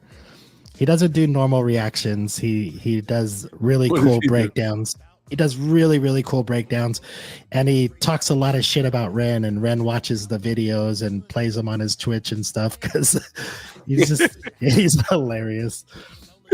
Absolutely. So he likes just like cracking on people while he's doing his reactions. It's like a whole experience. He does it like an AI voice, but he does like really good breakdowns of like what gets sampled in the song and who did the original, and he gives a lot of history lessons on the music. nice. And I'm trying to find him. Oh, here it goes. Disco Doc. What up, Disco Doc? I'm just getting familiar with you, brother. So, but he's a don't know. huge Ren fan, and I think most of the people that start as Ren fans, you know, he does a song with Webby, and then you start following Webby, and then does a song with Victus. You start following Victus. He does a song, you know what I mean? Like, it's really that's cool. what's It's happening really, to me. That's what's happening to me because I checked out the Webby one he did with Ren. So now I got some Webbies lined up for my second channel. And I'm going to be going into his catalog as well. But yeah, but the good thing, I mean, the cool thing is that these people Ren some like quote unquote, you know, co-sign. They're just dope artists in their own right. It's just so dope. Like it is. you know Yeah, what I'm it's saying? really. Because if Ren's not that he's not co-signing anything, but he's just not gonna do music with just anybody. Like do you know about the Skinner brothers? Yeah, those dudes are dope. There's some UK dudes. Like I was talking, I did 2 reactions to theirs. I'm still gonna put them out, but yeah, I was chopping it up on Instagram. Like I started following them because somebody was telling me about them, so I just started following them. And then like a couple moments after that, he had DM me, like the lead vocalist, and he was just like, "Oh, yo, man, love your channel, dog. Dope channel. I love the content you put out. This and that." You know, I was like, "Oh, okay, well, that's what's up." And then next thing you know, we started chatting it up. So I'm gonna be doing an interview with them too. And Oh, that's dope. That's dope. yeah, I'm gonna reach out to them and try to, and you know, we're gonna have to schedule it, gonna have to make it right. And yeah, so I did a reaction to them. They didn't ask me to. It just the fans was telling me about it. So I was like, oh, I'm gonna do one. So I did it on live, and That's it just cool. so happened that we started talking, and it just worked out that way. I was like, oh, you know what, we should just do an interview and just talk about the UK scene. I want to know more about the UK scene. So I feel like they're perfect people to talk to because they bring like a different sound, and they're just an interesting band, bro. It's just like Yeah, I don't know too much about them because that was when I went to left for SGP. When I came back, like I was heavy into reacting and making music and everything, and then I got an infection in my tooth, and then the infection kind of like spread like all the way up my face and then into my sinuses. So I'm like, man, I'm gonna just take a break for a little while, let all this shit clear out because my nose was just running constantly, and I was gonna get like almost like dentures, and I I'm like, I'll just wait until all this is done and then I'll get back on to doing reactions. And now it's been like 2 months, it's still going on. So I'm like, fuck, man, I'm missing all this stuff that coming out. So you took off for 2 weeks. How did that affect your channel? Oh, my channel is not. So I was growing like super fast and not really pushing anything. Only like small content like that. All I wanted to do was independent artists. It was all Right. Harry Mack, Ren, Prof, Easy Mill for a while, and then once he got signed, I stopped really reacting to his too because I don't like that your video's blocked in X amount of countries and then it stops getting views and. Started getting into like big ones where people are like, oh, if you react to this, you'll get 2,000 subscribers, and I was like, cool. And then those people never watched another video of mine, and I'm like, what's the point of having I don't care if I have 100,000 subscribers that what 200 of them watch my song, like right. It's pointless. Yeah, or I do like a feature mural or something and nobody looks at it, like I have to agree with you, man, because when I first started, I was just I was like, I'm only gonna do. I started off on Eminem just because he's my favorite rapper, and I was really just gonna do a channel where I just kind of like talk about lyricism, and like I was gonna do like this teaching channel where I'm just like teaching people how to understand lyricism. And I was just gonna start off with him, Big L. I was gonna start off with the really lyrical, technical guys, the Big Puns, Black Thought, and then it turned into like reaction channels. I was like, oh, you know what?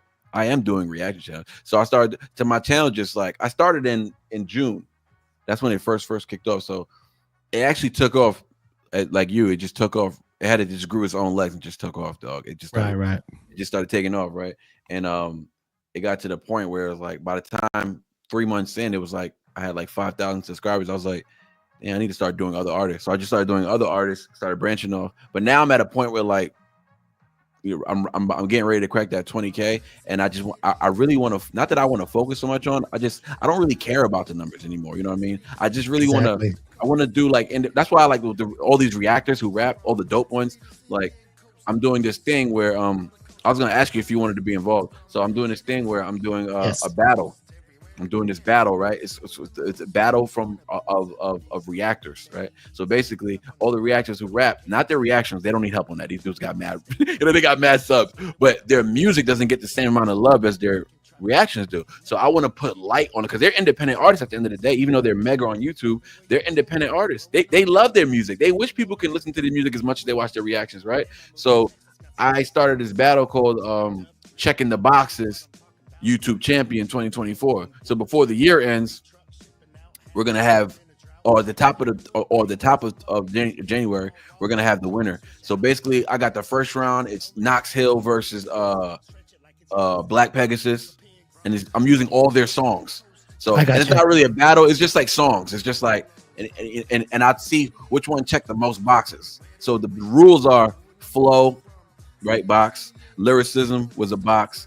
Sonics, how things sound, production, everything together was a box. I forgot where all the boxes were, but it's 5 boxes though. So whoever checks the most boxes wins that first round. And it's best out of 3. And then you move on and you battle the next reactor. So we got Knox Hill and Black Pegasus. That's one, right? We got Screwface John versus Anthony Ray. That's another battle. We got Flawedzilla versus Dwayne TV.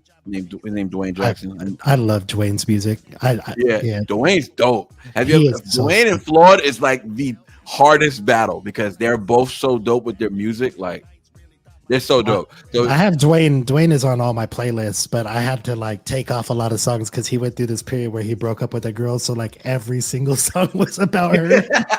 And I make fun of him all the time.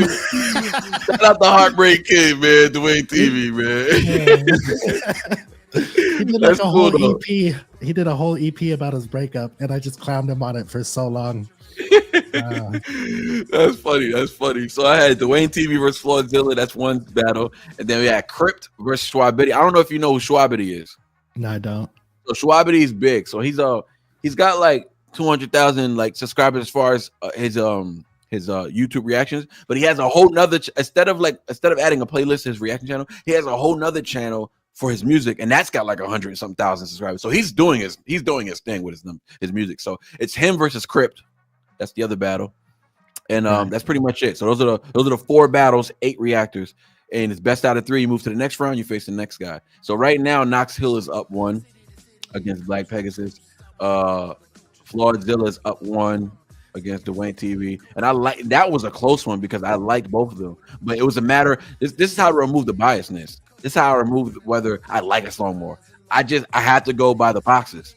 So whoever checks the most boxes wins. Not whose song I like the most, because that's biasness. You know what I'm saying? So all of it's biasness, because it's still biasness to the boxes as well. But that's the closest I can get to by creating a structure. So by the time I get to the championship round, I got me, the Dreading It podcast, and Uncle Ray to judge the last round of who wins, right? But I want to add another judge. I want to do a surprise judge, even though we're live right now. You know, these 60 people are gonna know what we're talking about. But I want to bring you in on that live, because if there's a sudden death, we're just gonna hand it off to you. Like, yo, this guy's super non-biased. You know what I'm saying? RikaShae. You know what I'm saying? And hey, I'm down. Yeah, so we'll do that. We'll do that. That'll be like top of January once I'm done with all the rounds. Cool. But yeah, that's something cool, and it's just a way to promote independent artists. Because at the end of the day, Disco Doc did one. Disco Doc did like a little competition between like small reactors, Ren reactors, right, that also want to rap or also rap. So he didn't invite like the Knox Hills and the BPs. It was all people that were just, don't really have like a lot of music out, and it was really cool. They had like 3 separate rounds, and he brought in some guest judges, and it was really cool. But it was cool. The same thing. That's pretty much the same thing. That's pretty much the same thing I'm doing. I didn't realize anybody was doing it, but that's a dope. That's a dope. Oh, shout out to Brain Squeeze. That's one of the people that I have. I have a song with Brain Squeeze as well, and I actually have 2 songs coming out with Brain Squeeze that people don't know about until right now. So Brain Squeeze he makes music or makes beats? Music. Oh, okay. But not really though. Like he just does it for fun. Yeah, he does it for fun. He's like not a rapper, but he's really sick when he does do it. Oh, okay, that's dope. Dope. Fire in Doc's booth. You could look that up. Brain Squeeze, I think either won it or lost it by half a point. That whole competition. So he get down. He get down then. He gets down. He's very funny. He's very lyrical. He does a lot of like scheming out on like Star Wars or whatever his little topic is. Scheming out about Diddy, like funny ass jokes. Oh my god, he's hilarious. Oh man, yeah. I was watching one of his videos the other day. I was cracking up, and then I checked my DMs. He had hit me up. Well, I went live with Uncle Ray. Then he was in the chat or whatever. And then I was like, "Oh, he hit me up," and we started chatting for a little bit. But he's. I watch his videos. It makes me want to quit reacting, because I'm like, why would anybody watch me after and watch this guy? He's so fucking entertaining. But I feel the same way about Ray and right. Very. I was about to say. I think all of us get that feeling, but the whole thing is you just got to be yourself. Like my hard time on reacting is that I don't really do. I do reactions, of course, but I do like my reactions are like deep down analysis. Like I just go, I'll have a 40-minute video and I still haven't got past the first verse yet, because I'm just so in tune with the delivery and the message that is being portrayed in the song. So when Ren gets into his introspective bag, which is 90% of the time, I'm just like, I just want to know what he means or where he's coming from. So I just peel back the layers. And I mean, my followers, like, they like that about me. So I'm not tripping over it. Like, I'm cool with it. You know what I'm saying? Like, as long as, somebody's into it. So I ended up starting a Patreon just because I had so many deep down analysis. I was like, man, I can't post every day on YouTube. Like, I mean, I can, but I can't post 5 videos a day. Like, I don't want to do that. So now I get to just post on Patreon. And, now I get to really gauge who's really a follower of the channel, because if you're willing to come there and support and actually deep it, what I'm saying, so we got like 400 members on Patreon. It's lit over there. That's cool. Yeah, I would do that, except for I have not been consistent enough, and I'm like, I don't even like when I see that I have members right now. I'm like, fuck, man, I haven't done a video for them for so long. I feel like such an asshole. They're like paying to watch like shit they've already seen. Right. But, and I haven't even started a members lounge thing. I don't even have a member. Like I need to, because I'm about to start pumping out so much content. I might as well make it lucrative for those who are really in tune with the channel, because that's how you gauge who's following you. It's not a matter of like Jorge sent me a message. My bad. Where is it? Have I been to the shooting range lately? I don't ever go to the shooting range. I live in Vegas. We just go out to the desert. You're probably asking because we took. So well, yeah. So I forgot. We had the show with Ren. Before the show with Ren, that was going to be a Saturday, right? So this all happened like this crazy ass shit. So we picked up Victus and Joe on Friday night. Brought them to their Airbnb, or drove them around a little bit, drove them down the strip and stuff like that. Then took them to their Airbnb. Then Saturday morning, I was working on. You can see it up there, that poster. Well, you've seen me draw it. You watched me draw it. I was trying to finish. That's the one. That's the one back there, by the way. Yeah, that's the original. Yeah. No, not the original. That's not the. That's the original print of it because I gave Ren the original. Oh, nice. So that's dope with you, man. That's dope. I was drawing that for a couple weeks before Ren got here. I'm like, I gotta finish it before he gets here so I could give it to him. That was the whole. That was my whole goal. And then when Harry Mack announced his VIP like date, I'm like, oh, that's the day Ren gets here. And I'm like, if I could finish this drawing before then, I could just have Harry rap about this. Because I've had Harry rap about Black Pegasus. I drew Big L once. He did a whole song about Big L. I drew, I did a graffiti piece with J. Cole on it. And I was like, Harry, I know that you performed with J. Cole before. So why don't you tell us a little bit of story while you're rapping about this? So he told the whole story about meeting J. Cole and performing with him. He rapped just rapping it off the top of his head. Yo, that dude is so gifted, bro. I don't understand. His brain is the most insane. Impressive dude on YouTube. There's nobody more impressive than Harry Mack, bro. There's nothing, and to do it with a heart like that, like the dude's just a good dude, man. There's nothing as far as talent wise. I can't imagine. And me being a huge fan of freestyling and doing freestyling, like that's all I ever used to do was freestyling. Like, and I was kind of like you. I seen in your video where you're like, people say that this is freestyle. Like it's not freestyle, but freestyle, the technical definition of it, when you look at like Rakim said, a freestyle is anything that's not a song on your album. Like you rapping over a beat is a freestyle because it's free. Like it's free. You're being free. You're being free to say whatever. There's no topic. You're just rapping about whatever you want. And then there's the freestyle. You gotta specify. Hey, don't try to fool people. If you're gonna go off the top of the dome, like Harry Mack always lets you know, he's freestyling off the top of the dome. The reason why Harry Mack says that is because he knows that freestyling could also mean just I could write, I could put some written stuff that's just free. You know what I'm saying? Because I'm in a cipher or whatever the case may be. Well, it happened because there's a group from LA called Freestyle Fellowship. Like underground rappers, super dope, really weird style, like a way out there style, like really dope. But Micah 9 used to freestyle off the top, like everywhere, any interview, any radio thing, it was all off the top. So Freestyle Fellowship, that's why Off the Top started being called freestyling because of him. Because Freestyle Fellowship was doing that in interviews and on camera and stuff. So it goes back and forth. But anyways, I wanted to finish the drawing so that I could have Harry rap about it. Right. Then I messaged Victus. So we basically just told Harry, like, hey, have you heard of Ren? And he goes, I know who he is. I see he's blowing up, but I haven't really dove into his music yet. So everything he's rapped about, we just kind of told him in 30 seconds or whatever. Yeah.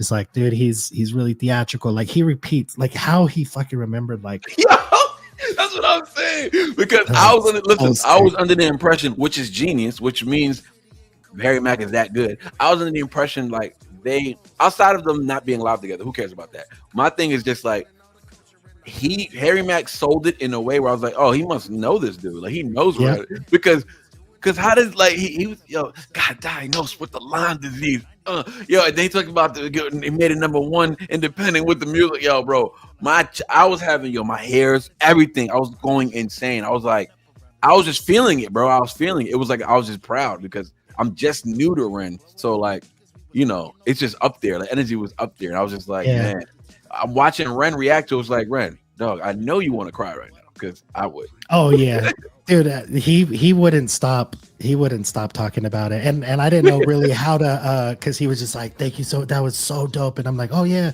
like instead of just being like gracious, like for him, I'm just like, "Oh yeah, I did the same thing for BP. It was really dope. Like Harry's really sick," and I'm just like, Yo, you stupid, bro. yeah. Instead of buttering them up, making them feel special, you was like, "Yeah, I do this all the time." I just didn't know how to take it, like him Yeah. giving me the like thanking. That's what me happens for it. when we want to play it cool so bad. Like we just like he's like, "Yeah, it's nothing, man. Don't even worry about it. Don't sweat it." But yeah, my son worships you. Don't even sweat it, man. No Yeah. big deal. So I gave him the drawing that night, and then well before that night, I sent it to Vic. I go, "Hey, I got something for you." He goes, "What is it?" And I go, "I had Harry Mack rap about Ren." And he goes, "What?" And so like we knew that Ren liked Harry Mack because when he was doing his live streams, we just kept asking him over and over again, like waiting for him to see the message. And he'd seen it once, and then he was like, "Oh, fucking Harry Mack is fucking ridiculous. Like, I love that guy." So we're like, "Yes, all right, cool." All right, cool. Confirmed. Shout out, Drink the Kool-Aid in the chat. What up, Drink the Kool-Aid? How you doing, brother? Hey, Yeah, so I said, I'm gonna send you this video of Harry Mack rapping about Ren. And he's like, "No fucking way." And I go, "Make sure somebody records it because I want to see his reaction." And Victor's, I can see recorded, right? Or somebody. Josh goes, I go, "Dude, Josh, thank you so much for recording that." I'm like, that was like the one thing I asked him. And I also told him, "Don't post this anywhere because it's from a VIP." So Josh goes, "Yeah, they didn't tell me to record it. I just realized it right away, like when Ren started just smiling like crazy." So Josh is recording it. Ren posted like a little snippet of Harry Mack rapping about him, and I think he must have gotten like a billion fucking messages like, "Where did this come from? Where is this at? Where can we watch this?" Because about an hour later, he just posted the full video on his second channel. And I was like, people paying $100 a month, and Harry Mack's thing, and Ren just posted. I'm like, because I've posted his videos before, like his VIPs, like I've posted just like my parts of it, and played it on my live streams and stuff like that. But I'm like, like 900 people seen mine, but Ren posted like 20,000 people like viewing it, and then like every reactor starts reacting to it. I'm like, oh no. Did you ever hear what Harry said about anything like that? Yeah. One of my friends posted like a super chat while Harry Mack was freestyling once, and they were like, "Harry plus Ren equals collab," and then he was like, "Oh, I saw he watched the video and he really liked it. Like, he really digged the flow," or whatever he said. But so he's seen the video of Ren watching it. So okay. And then when we were at SGP, I did the same thing every time I was with Ren hanging out with him. I'm just like, I don't want to ask him to do anything. So I just give him little like, "Hey, you guys heard like Rakim just dropped the album?" And then Knox and Ren were like, "Wait, what? Really?" I'm like, yeah. While we're, like yesterday while we're here. And then I just wait. And then whenever there was a time where he was just sitting there by himself, I'd be like, "Hey, Harry Mack's going to be at Boomtown with Mark Ribier tomorrow, or, in a couple weekends." And he goes, "What? Like, we're getting tickets." Like, he's telling his team, "Who wants to go?" And then he posted pictures of meeting Harry Mack and Mark Ribier on his Instagram. I was like, "Yes, we did that shit." Oh man, that's dope, man. That's good. That's gotta be a good feeling, man, because that's big.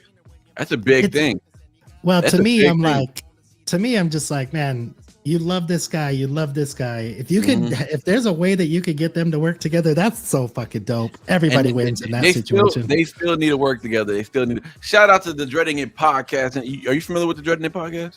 No, I don't think so. Yeah, these are two brothers. They're from UK too. Yeah, these are good dudes right here. They're in the chat right now. What's up, TDIP? What's going on with you? So they're the first ones who I reached out to about helping me judge this reacting battle going on with the Reactor. So they're gonna be one of the judges. But yeah, we share a lot of followers. Yeah, they're doing their thing right now. They're pushing for 30K before the end of the year. So nice. Shout out to them. Yeah, shut up. That's what they say. They let me see. How do I call it? They said yard man. They're yard man. That means like in Jamaica, that's just like because instead of calling them island boys because they're from the islands, whatever, like Jamaica. But Okay. in Jamaica they say yard man. So like I think that just means yard man, like yard men. But yeah. But shout out to Dreadnought Podcast, and they like to say shut up. Shut up. Shut up. Yeah, I got RikaShae to say shut up. Stop playing with it, man. It's authenticity right here, boy. Oh, Kit is in the chat. Kit from Slaughterhouse. Who's Kit? Shout out to Kit. Kit's in the chat. Somebody say Kit from Slaughterhouse. There's a Kit Storm that's in the chat, but that's Kim. She's a huge Ren fan. She was one of the ones that was walking around the city with me. This is really fun. Oh, was she? Oh, okay. Yeah, man. It's like the blind leading the blind, me giving a tour of Brighton, but like going off of like a map on somebody had set up like this tour guide of like everywhere that the videos were from. But then his camper that he had bought and was getting ready to go to SGP, it broke down. So he's like, I'm not going to be in Brighton. And I'm like, I'll lead the tour. Fuck it. If nobody else does it, I'll do it. Really? We got some good video of it. I got video from my phone and from a GoPro and my wife's phone. And my wife just never gave me any of the footage. So I was supposed to do like what would it be called? Like a vlog of my trip to the UK? Pretty much, yeah. And I wanted to use all three footages, and she just never gave me any of the footage from her phone. So that's why that video never happened. So we know who to blame. Yeah. Don't harass our Instagram, y'all. Yeah, man. So what do you got planned now? Because I want to premiere your song. If you can, let the folks know. I don't know, man. I need to move my studio into the garage, and I wanted to wait until we did this podcast because I didn't want something to fuck up while I moved it. So I'm still going to be like in hiatus for a little while. Okay. All right. I'm working on a lot of music. I got 4 other songs that are still almost ready to go, waiting on features, things like that. If anybody knows who if anybody knows an artist named Larry Belafonte, I'm doing a song with him, which I'm excited about. Heard of him. What Larry does he do is dope. exactly? He's always in live streams and chats and communities, so a lot of people know who Larry is. But he's a sick rapper, but he's some people say he's kind of lazy, like just doesn't do a lot of stuff, doesn't do a lot of promotion. But man, they want to see more from him, but he don't put out a lot of content. Right. So I have this song that I'm like, it's kind of weird concept, right? So I had a mixtape when I was a kid that I know all the songs that were on it because I listened to this mixtape forever. It was like constantly like updating it to my favorite songs of all time. And I tried to make it very, I got a song from the Alcoholics called Coast to Coast was on there. So then I made a song called Coast to Coast about me moving around the city. Their song wasn't about that. Their song was partying coast to coast, like while they're on tour. So I'm taking basically each song on that album and doing my own version of a song. And one of them is Channel Live Madism. I don't know if you've ever heard that song. No, it's I a never heard that. group called Channel Live with KRS-One. All we do is spark madism. So the whole song's about smoking weed. Okay. And that's what Larry's whole thing is. Larry's whole thing is he's like the 420 rapper. Okay. So I'm like, man, I want to get a song with Larry so I could put him on this one. Let me start writing this song. And I hit him up and he responded right away. He said he's going to have the verse done today, hopefully. So okay. Yeah. So put me on to that. As soon as you get that wrapped up, I want to, when I do my lives, I like to do, I'm starting like when I'm going to do 2 lives a week now. And one of the lives, I'm just going to do like independent artists.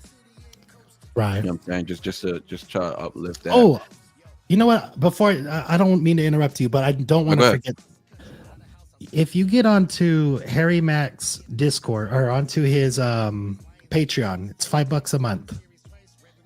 Harry Mac? Harry Mac's Patreon. Okay, yeah, I'll sign up. You get to see all like his unreleased stuff and like clips that don't make it into the videos because like maybe like some sounds wasn't on right or whatever. But once a month, or usually once a month, he does a happy hour where you join a Zoom call with him. You could get on camera with them, give him words, give him topics. So I thought that it would be dope if you got on there with him. Yeah, that would be fire. I would love there's to. usually only like 30 to 40 people in there, and everybody that's in there has already gone on with him multiple times. So what he does is he says, raise your hand if you'd like to come in. Like you click a button that says raise your hand. It's usually 3 or 4 people that have not done it yet. And then once those people go, then he opens it up to the rest. Oh, so nice. Oh, you should get on there and have Harry rap for you. Yeah, I'll throw some in there. I'll probably get some does he allow you to how do I say, because this is Patreon, so it's not something you can post then, right? I think if you do it, you do it. If it just happens, it happens. I'd say anybody that asks, he says he'd prefer you not, but don't ask. What I was gonna say, yeah, man. So I appreciate you coming on here, man. I appreciate you giving me your time for today. I do appreciate the way we connected, just on an organic vibe. You know what I'm saying? Nothing forced. Like, luckily you saw the reaction.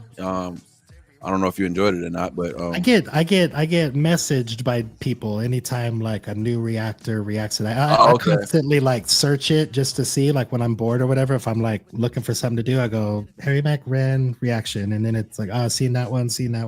Oh, that one I haven't seen. I'll check it out. Yeah, okay, that's dope. That's dope. I'm glad you stumbled on mine, man, just to create this conversation. I feel like somebody sent me yours and said you're like a cool ass dude doing a lot for the independent artists and trying to really build a community. So I was like, we'll see. Let me check this guy out.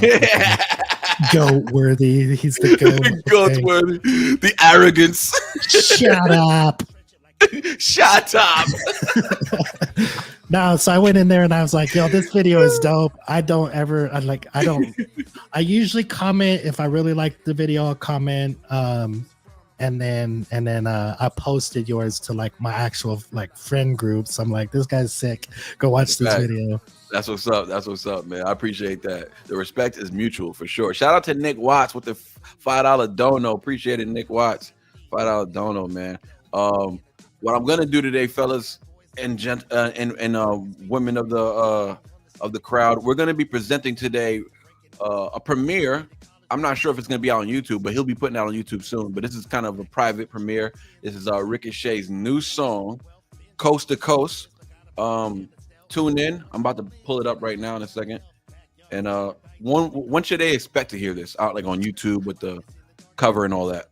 I'd say maybe give it a week. I just want to make sure that I had an idea for a intro and an outro, and the intro that I had recorded and then put it on there. It's like really distorted, so I'm like, I gotta redo that. And then so I never even did the end one, and I usually make lyrics videos for all my videos, so I'll probably do that. Yeah, I'm gonna make some lyric videos for these 2 songs I got. It's necessary. I gotta put these out because they're just I believe they're just so dope, man. My song with Larry is gonna be a while. Even though he's sending me his verse today, I think I'm gonna do an animated video for that one because I think it's gonna be fun. How do you get animated videos done? I make them, but I don't know how to make them. I don't know how to make them, but I just take my graffiti art and then I literally chop it into pieces and then move it and then take a screenshot and then move it. And then, so it's almost like a South Park. It's like very like, oh, okay. That's crazy though. Yeah.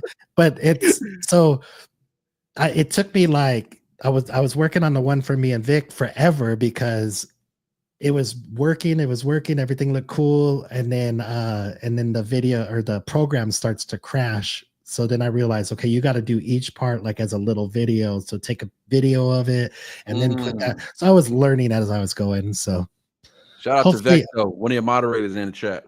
Vexo is a sick ass producer, old school, really? like boom bap, sampling, soulful jazz type stuff. He makes almost all of my beats.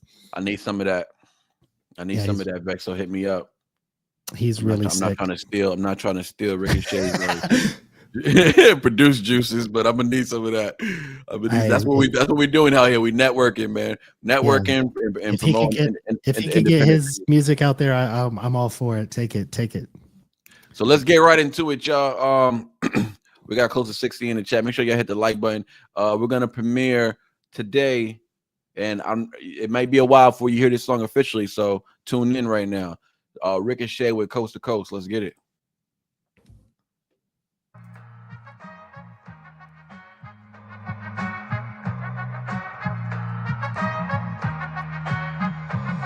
From city to city and coast to coast, I was learning all the cultures and the highs and lows. From city to city and coast to coast, everywhere that we went, we was doing the most. From city to city and coast to coast, I was learning all the culture and the highs and lows. From city to city and coast to coast, everywhere that we went, we was doing the most.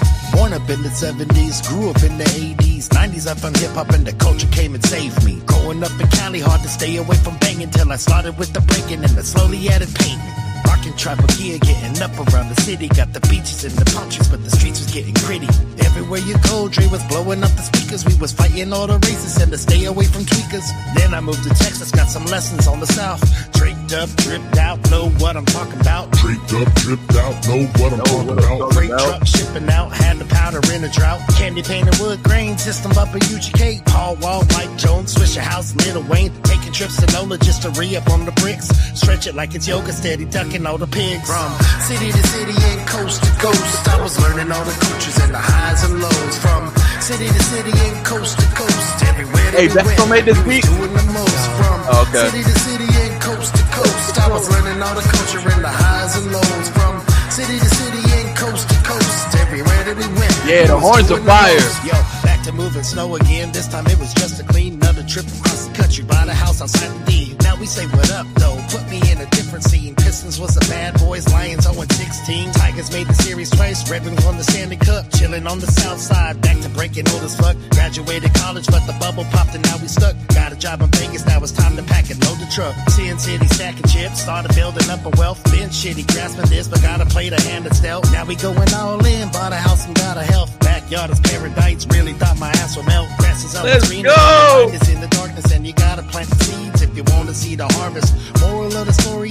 home is where your heart is. I've been all over the world and it grew me as an artist. From city to city and coast to coast, I was learning all the cultures and the highs and lows. From city to city and coast to coast, everywhere that we was doing the most. From city to city and coast to coast, I was learning all the culture and the highs and lows. From city to city and coast to coast, everywhere that we went, we was doing the most.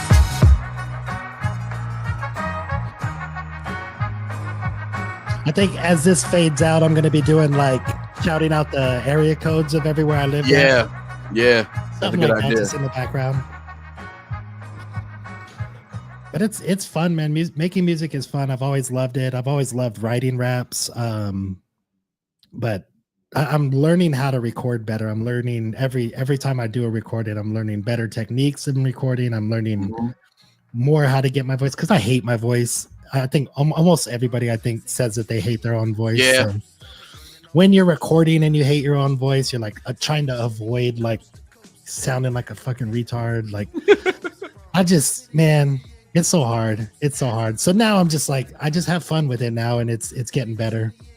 No doubt.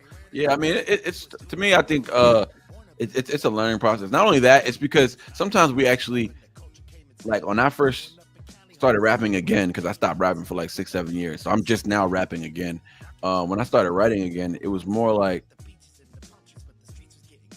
I hated it for a reason. Like, you know what I'm saying? Because you're still working on it. You realize you're always working on yourself. You know what I mean? Right. And you just keep improving. You get more and more comfortable. And it's not a matter of like a beginner's thing. It's just a matter of like hindsight. Like I hear myself.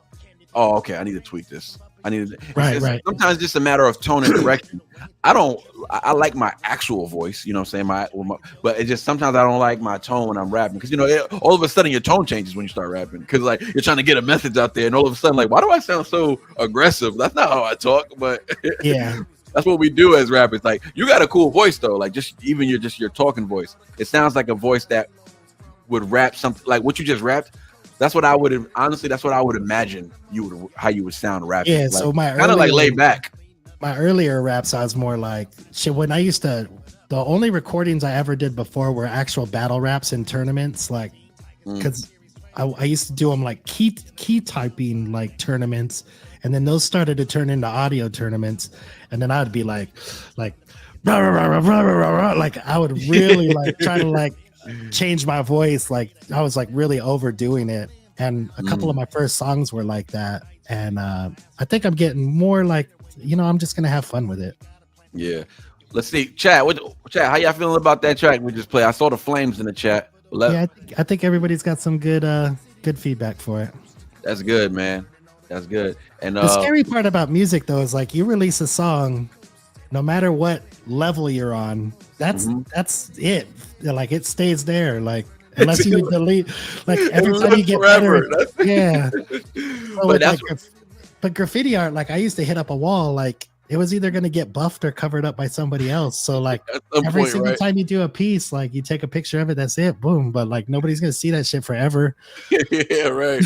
Well, you take it, and that's why you post it. Oh, shout out to Big Baldy Bear. What's up? I could listen to that some more times. That's what's up.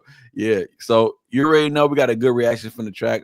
Pretty overwhelming. People are definitely feeling it. It was definitely a bop, as Joni Taylor says, or I should say Johnny Taylor. Yeah, man. So whenever you're ready to actually officially put that out, let me know so we could do a reaction on the live.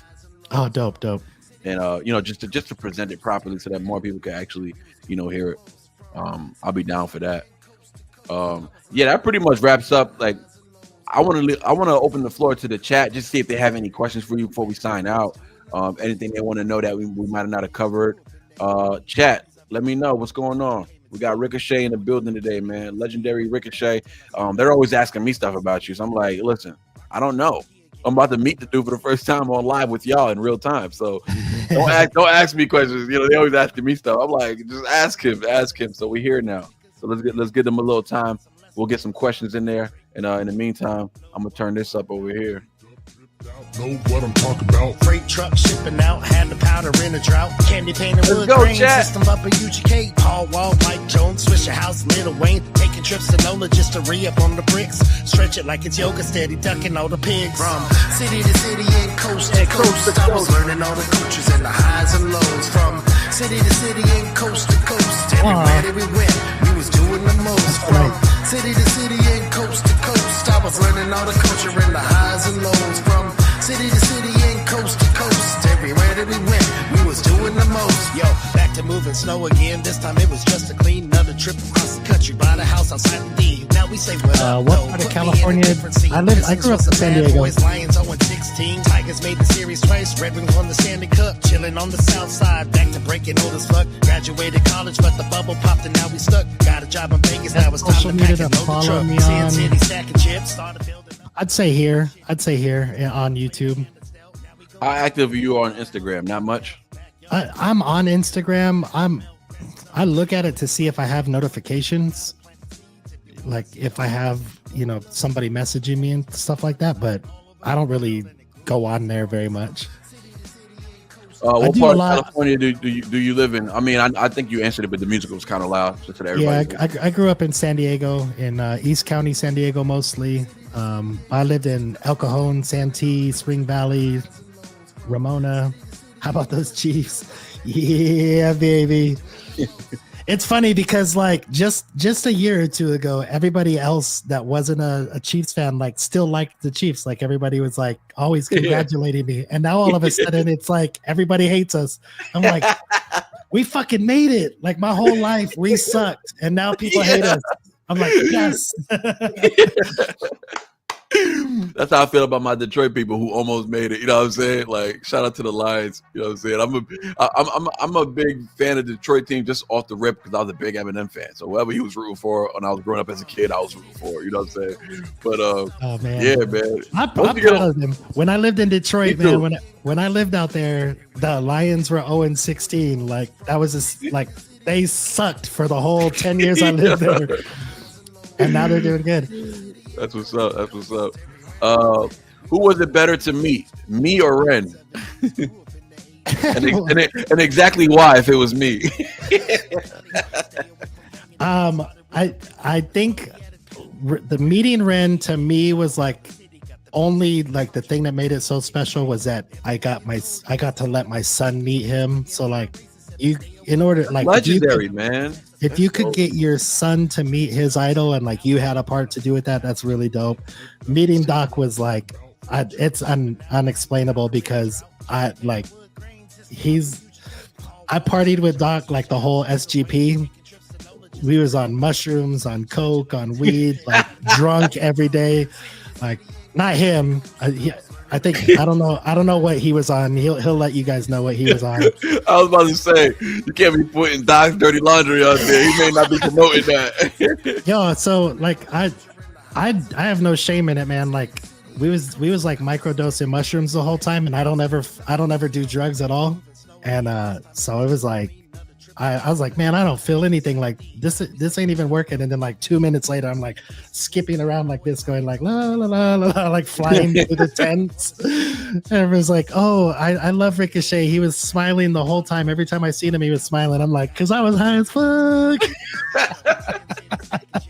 It said Big Baldy Bear said Big Baldy Bear, he said you can picture Uncle Ray vibing out to this with his belly button out and everything. Yo, you stupid. He'd slap his mama with a ham sandwich to listen to this.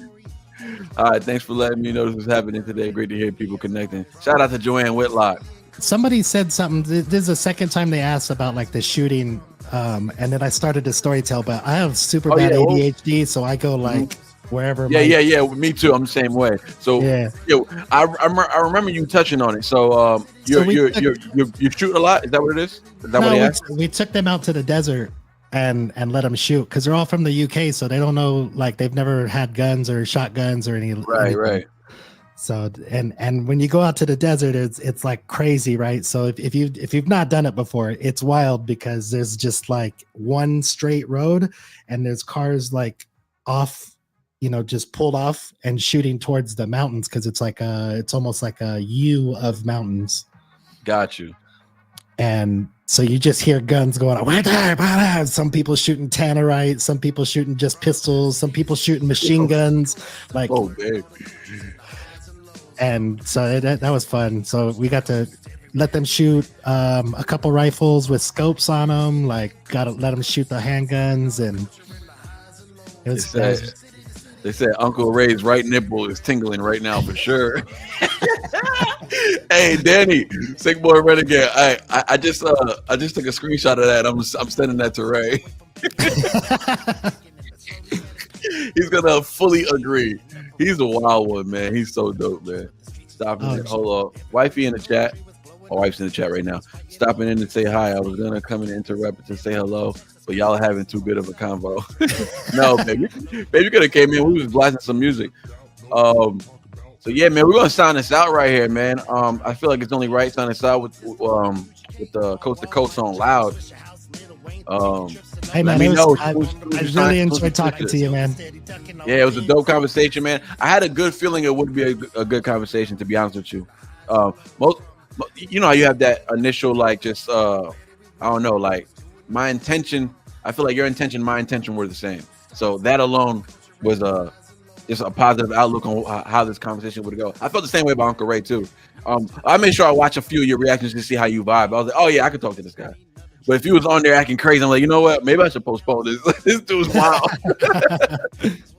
But I appreciate it, man. I appreciate you stopping by. You are officially episode 2, man. So this is the beginning of Potting with a Goat. My first podcast. And Potting with a Goat, man, it puts you on the platform as a goat who I would consider a goat. You're a goat in this industry because you're a part of this culture from the beginning. You were there from the beginning. You saw things happen, things that we can't even speak on, and you're still here today, and the passion is still burning for you. I could tell because you're still here online with the headphones, the microphone, making music. You still got the passion for the art, and on top of that, you still now you in the booth making songs. That just tells you it's not the music you're in love with. It's not the graffiti, not even the graffiti. So what? It's just the culture that created you. And this is a way of respect. All you're doing right now, by doing what you're doing, telling these stories he's told today that people finally got to hear for the first time. Some people might have not heard it. Some people probably heard it because they're on your channel. But ultimately, what you're doing is just showing a product of what the hip hop culture created, and that exactly. That's RikaShae. And you're a legend. You're a legend in this game. So I'm honored to have you on here, man. I'm honored to have you. I was honored to see my DMs. I was like, yo, what? I was like, hold on, I gotta get on this fast. I had another interview set up. I was like, I gotta push that one. Sorry, whoever got bumped. had to. But do you have your music anywhere? No, I took all my music down, right? Just because, like I said before, because of the path I'm on. Yeah. But I will be. It's coming out soon. Yeah. Okay. Cool. Yeah. It's coming out in a couple of days. I'll put you on. I just got to create a lyric video for it because I want people to be able to follow along. But cool. Yeah, and that's that. It's gonna come out soon. It's called. Actually, I haven't titled it yet because I changed the title, so it's coming out. Yeah, all the time. No worries. Shout out to everybody that pulled up today. Yeah, thanks for hanging out with us. Appreciate that. Everybody who gave those donos. Appreciate that. Definitely love that. I love seeing the support. You know what I'm saying? Shout out to all the independent creators out there. The point of Potting with a Goat is just bringing on people who are on the rise, who are also at the top, and those who are still just starting off, letting them know that it's worth being on this community because it's really more so than monetizing and making money. It's more so just like connecting with people from all over the world, dog. Like you're in Cali. We're not too far from each other, obviously, but we grew up in the two opposite sides of the coast. I grew up in New York. You grew up in Cali, and it's like these things. Online webbing is what connects people, and now we can network through different ways. You know what I'm saying? I can make a song, you can make a song, we can make a song together, or whatever the case may be. Next thing you know, we're performing somewhere, I don't know, in Brighton. You feel me? Like that's how it happened. That's how it happened to you. Exactly. That's how it happens. So I'm happy to be here, man. And this is a dope community. A lot of my community comes from the Ren and the Harry Max and the Eminem, like Stans. My community is just like Stans, Renegades, and Harry Mack people. Pete and Bass they're making their way. You know what I'm saying? They're making their way. So I don't know if you know who Pete and Bass is. Old school dude from the UK. Yeah. So, not speaking on that. Yeah. So that's the conversation we had earlier has something to do with that. I could already trust me, I know. But yeah, man, I appreciate it, man. Rising the tide. Yeah, of course. Tide's still rising. That's what we're doing here. But we out here just spreading love and positivity, man. That's all I'm about, to be honest with you, brother. But appreciate you pulling up, man. Everybody, appreciate y'all pulling up. And have a good day. I'm gonna be going live still. I'm gonna do like a reaction or two. I'm not gonna be a long not a long live. I'm gonna go live for like 30 minutes, do like 2 songs, and I get back. I got videos I gotta edit. I did reactions all week. I gotta edit them joints and put them out. But, you should definitely do Prof and Ren pain. Yes, I'm gonna need you to hit me up on the DMs if you don't mind. Just give me like a few props by himself and some with Ren, and put me on, brother. Victus as well. Okay. Yeah, put me on, please. But yeah, man, appreciate you, man. Peace and love. I don't know how to leave, so you gotta kick me out or something. I'm from city to city and coast to coast, I was learning. You can just go to your name at the top and like leave. City to city and coast to coast. I'm gonna play this stuff.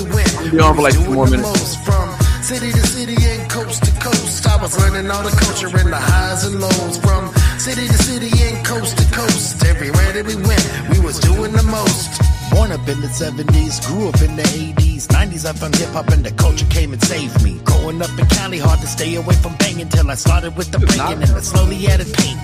Rocking tribal gear, getting up around the city. Got the beaches and the punches, but the streets was getting gritty. Everywhere you go, Dre was blowing up the speakers. We was fighting all the races and to stay away from triggers. Then I moved to Texas, got some lessons on the South. Draped up, dripped out, know what I'm talking about. Draped up, dripped out, know what I'm talking about. Freight truck shipping out, had the powder in a drought. Candy cane and wood grain, system up in UGK. Paul Wall, Mike Jones, Swisher House, Little Wayne. Taking trips to NOLA just to re-up on the bricks. Stretch it like it's yoga, steady ducking all the pigs. From city to city and coast to coast, I was learning all the cultures and the highs and lows. From city to city and coast to coast, everywhere that we went, we was doing the most. From city to city and coast to coast, I was learning all the culture and the highs and lows. From city to city and coast embarrassing me right now. Everywhere that we went, we was doing the most. I see this. Back to moving slow again. This time it was just a clean, another trip across the country. By the house outside the D. Now we say what up though. Put me in a different scene. Pistons was the bad boys, Lions 0-16. Tigers made the series twice. Red Wings won the Stanley Cup. Chilling on the south side, back to breaking old as fuck. Graduated college, but the bubble popped and now we stuck. Got a job in Vegas, now it's time to pack and load the truck. Sin City stacking chips, started building up a wealth. Been shitty grasping this, but gotta play the hand that's dealt. Now we going all in, bought a house and got a health. Backyard is paradise, really thought my ass would melt. Grass is always greener when your mind is in the dark. What's up, chat? Wifey's here. They love you here. What are you talking about? You're not shopping? Oh, I'm about to. That's why I came in here. To give him the heads up. We out. You see that? We're so cute. Oh, you put a thumbs up? That's what happens when you do. Oh, that's on FaceTime. Really? On like phones? I don't like what this camera's doing to me, so I gotta. You look good on the camera. Hey, yo, this is the ABCDEFG. infamous. I gotta go. This is the infamous Mrs. Go. Yes, this is the Dreading a Podcast. Oh. The Yard Man. Shut up. No, they cool as hell. Hey, yo, Prime and Saya, it's official. I'm gonna need y'all to judge on these reactor battles I'm doing. They're coming back up. I had to put it on pause for a while because I was handling some behind the scene things that were going on. But I'm gonna need y'all as one of the judges. Y'all down for that? I'm gonna get Uncle Ray too. Other shopping bags. It's 3 shopping bags. Is that what that is? Add a few more bags, and that will be correct. That's her logo. A shopping bag. I should change my YouTube logo to shopping bag, and that way you guys will know. Shout out! Oh, hey, look at this coffee for wifey. Shout out to Big Baldy Bear with the coffee, a $5 donor coffee for wifey. There you go. You see it? I told you they love you. What do you say? Hit it when you're ready, my guy. Yes, sir. I'll reach out to y'all. A couple days. I'm just wrap up these other reactions. All right, y'all. Thank y'all for pulling up. Appreciate it. Big love, big love. Shout out to RikaShae. He came through, dropped a dope premiere. Not only that, he gave us some cool stories behind the scenes with him and Harry Mack meeting Ren, all that stories in Brighton. I was happy to hear those stories, man. I hope y'all was happy to hear those. Those are some exclusives right there. We'll get connected again. You see this one right here? Which one? Hit it up, you know. Which one? This one? Yeah, that one. Go spend that money. Yes, ma'am. Yeah, go spend the $5. Big Baldy Bear. Just Yes, ma'am. that's your budget. You're hungry right now. I am hungry. I was thinking like a sandwich.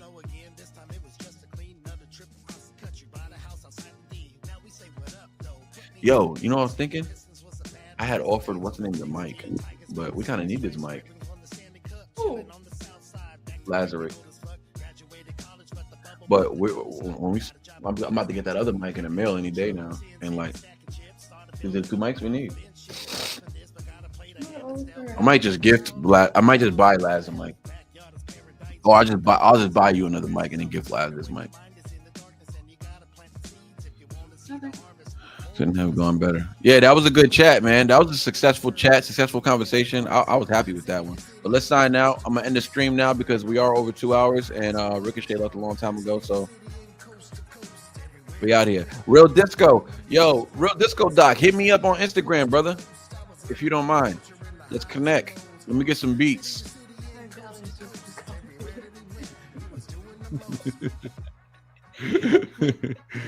Danny, mind your business. You can never say bye and actually just buy. You say bye and then you start reading like 3, 4 more, and then you do the whole bye again. Because I love my followers. I know, but aren't you about to start a new one? No. I am about to start a new one. Hey, y'all, pull up. It's like another 30 minutes. I gotta eat something. All right, y'all. Make sure y'all join my live in about 30 minutes. I'm gonna go live again. I'm just gonna go eat a sandwich or something. I don't know. Who's pulling up to the live? That's what I want to know. Coast to coast. Who's pulling up to the live? Let me know who's pulling up to the live. No, thank you, Sam, for pulling up. So you were doing a couple of reactions. Oh, I'm ending this live, and I'm gonna do a couple of reactions on a separate live. This is just the episode potting with a goat. I'm starting up another live in about 20 minutes. Yeah, I'm popping right back on. Just give me like 20 minutes. You'll be there. Ren's pulling up. Whoop, whoop. All right, bet. Let's do it. All right, Big Bald Bear, appreciate the dono, man, once again. Ricochet, you gonna be up in there? Nice. I'm gonna do Prof. I'm doing Prof. So Ricochet, make sure you hit me up on Instagram and send me that because I'm gonna do the ones you tell me to.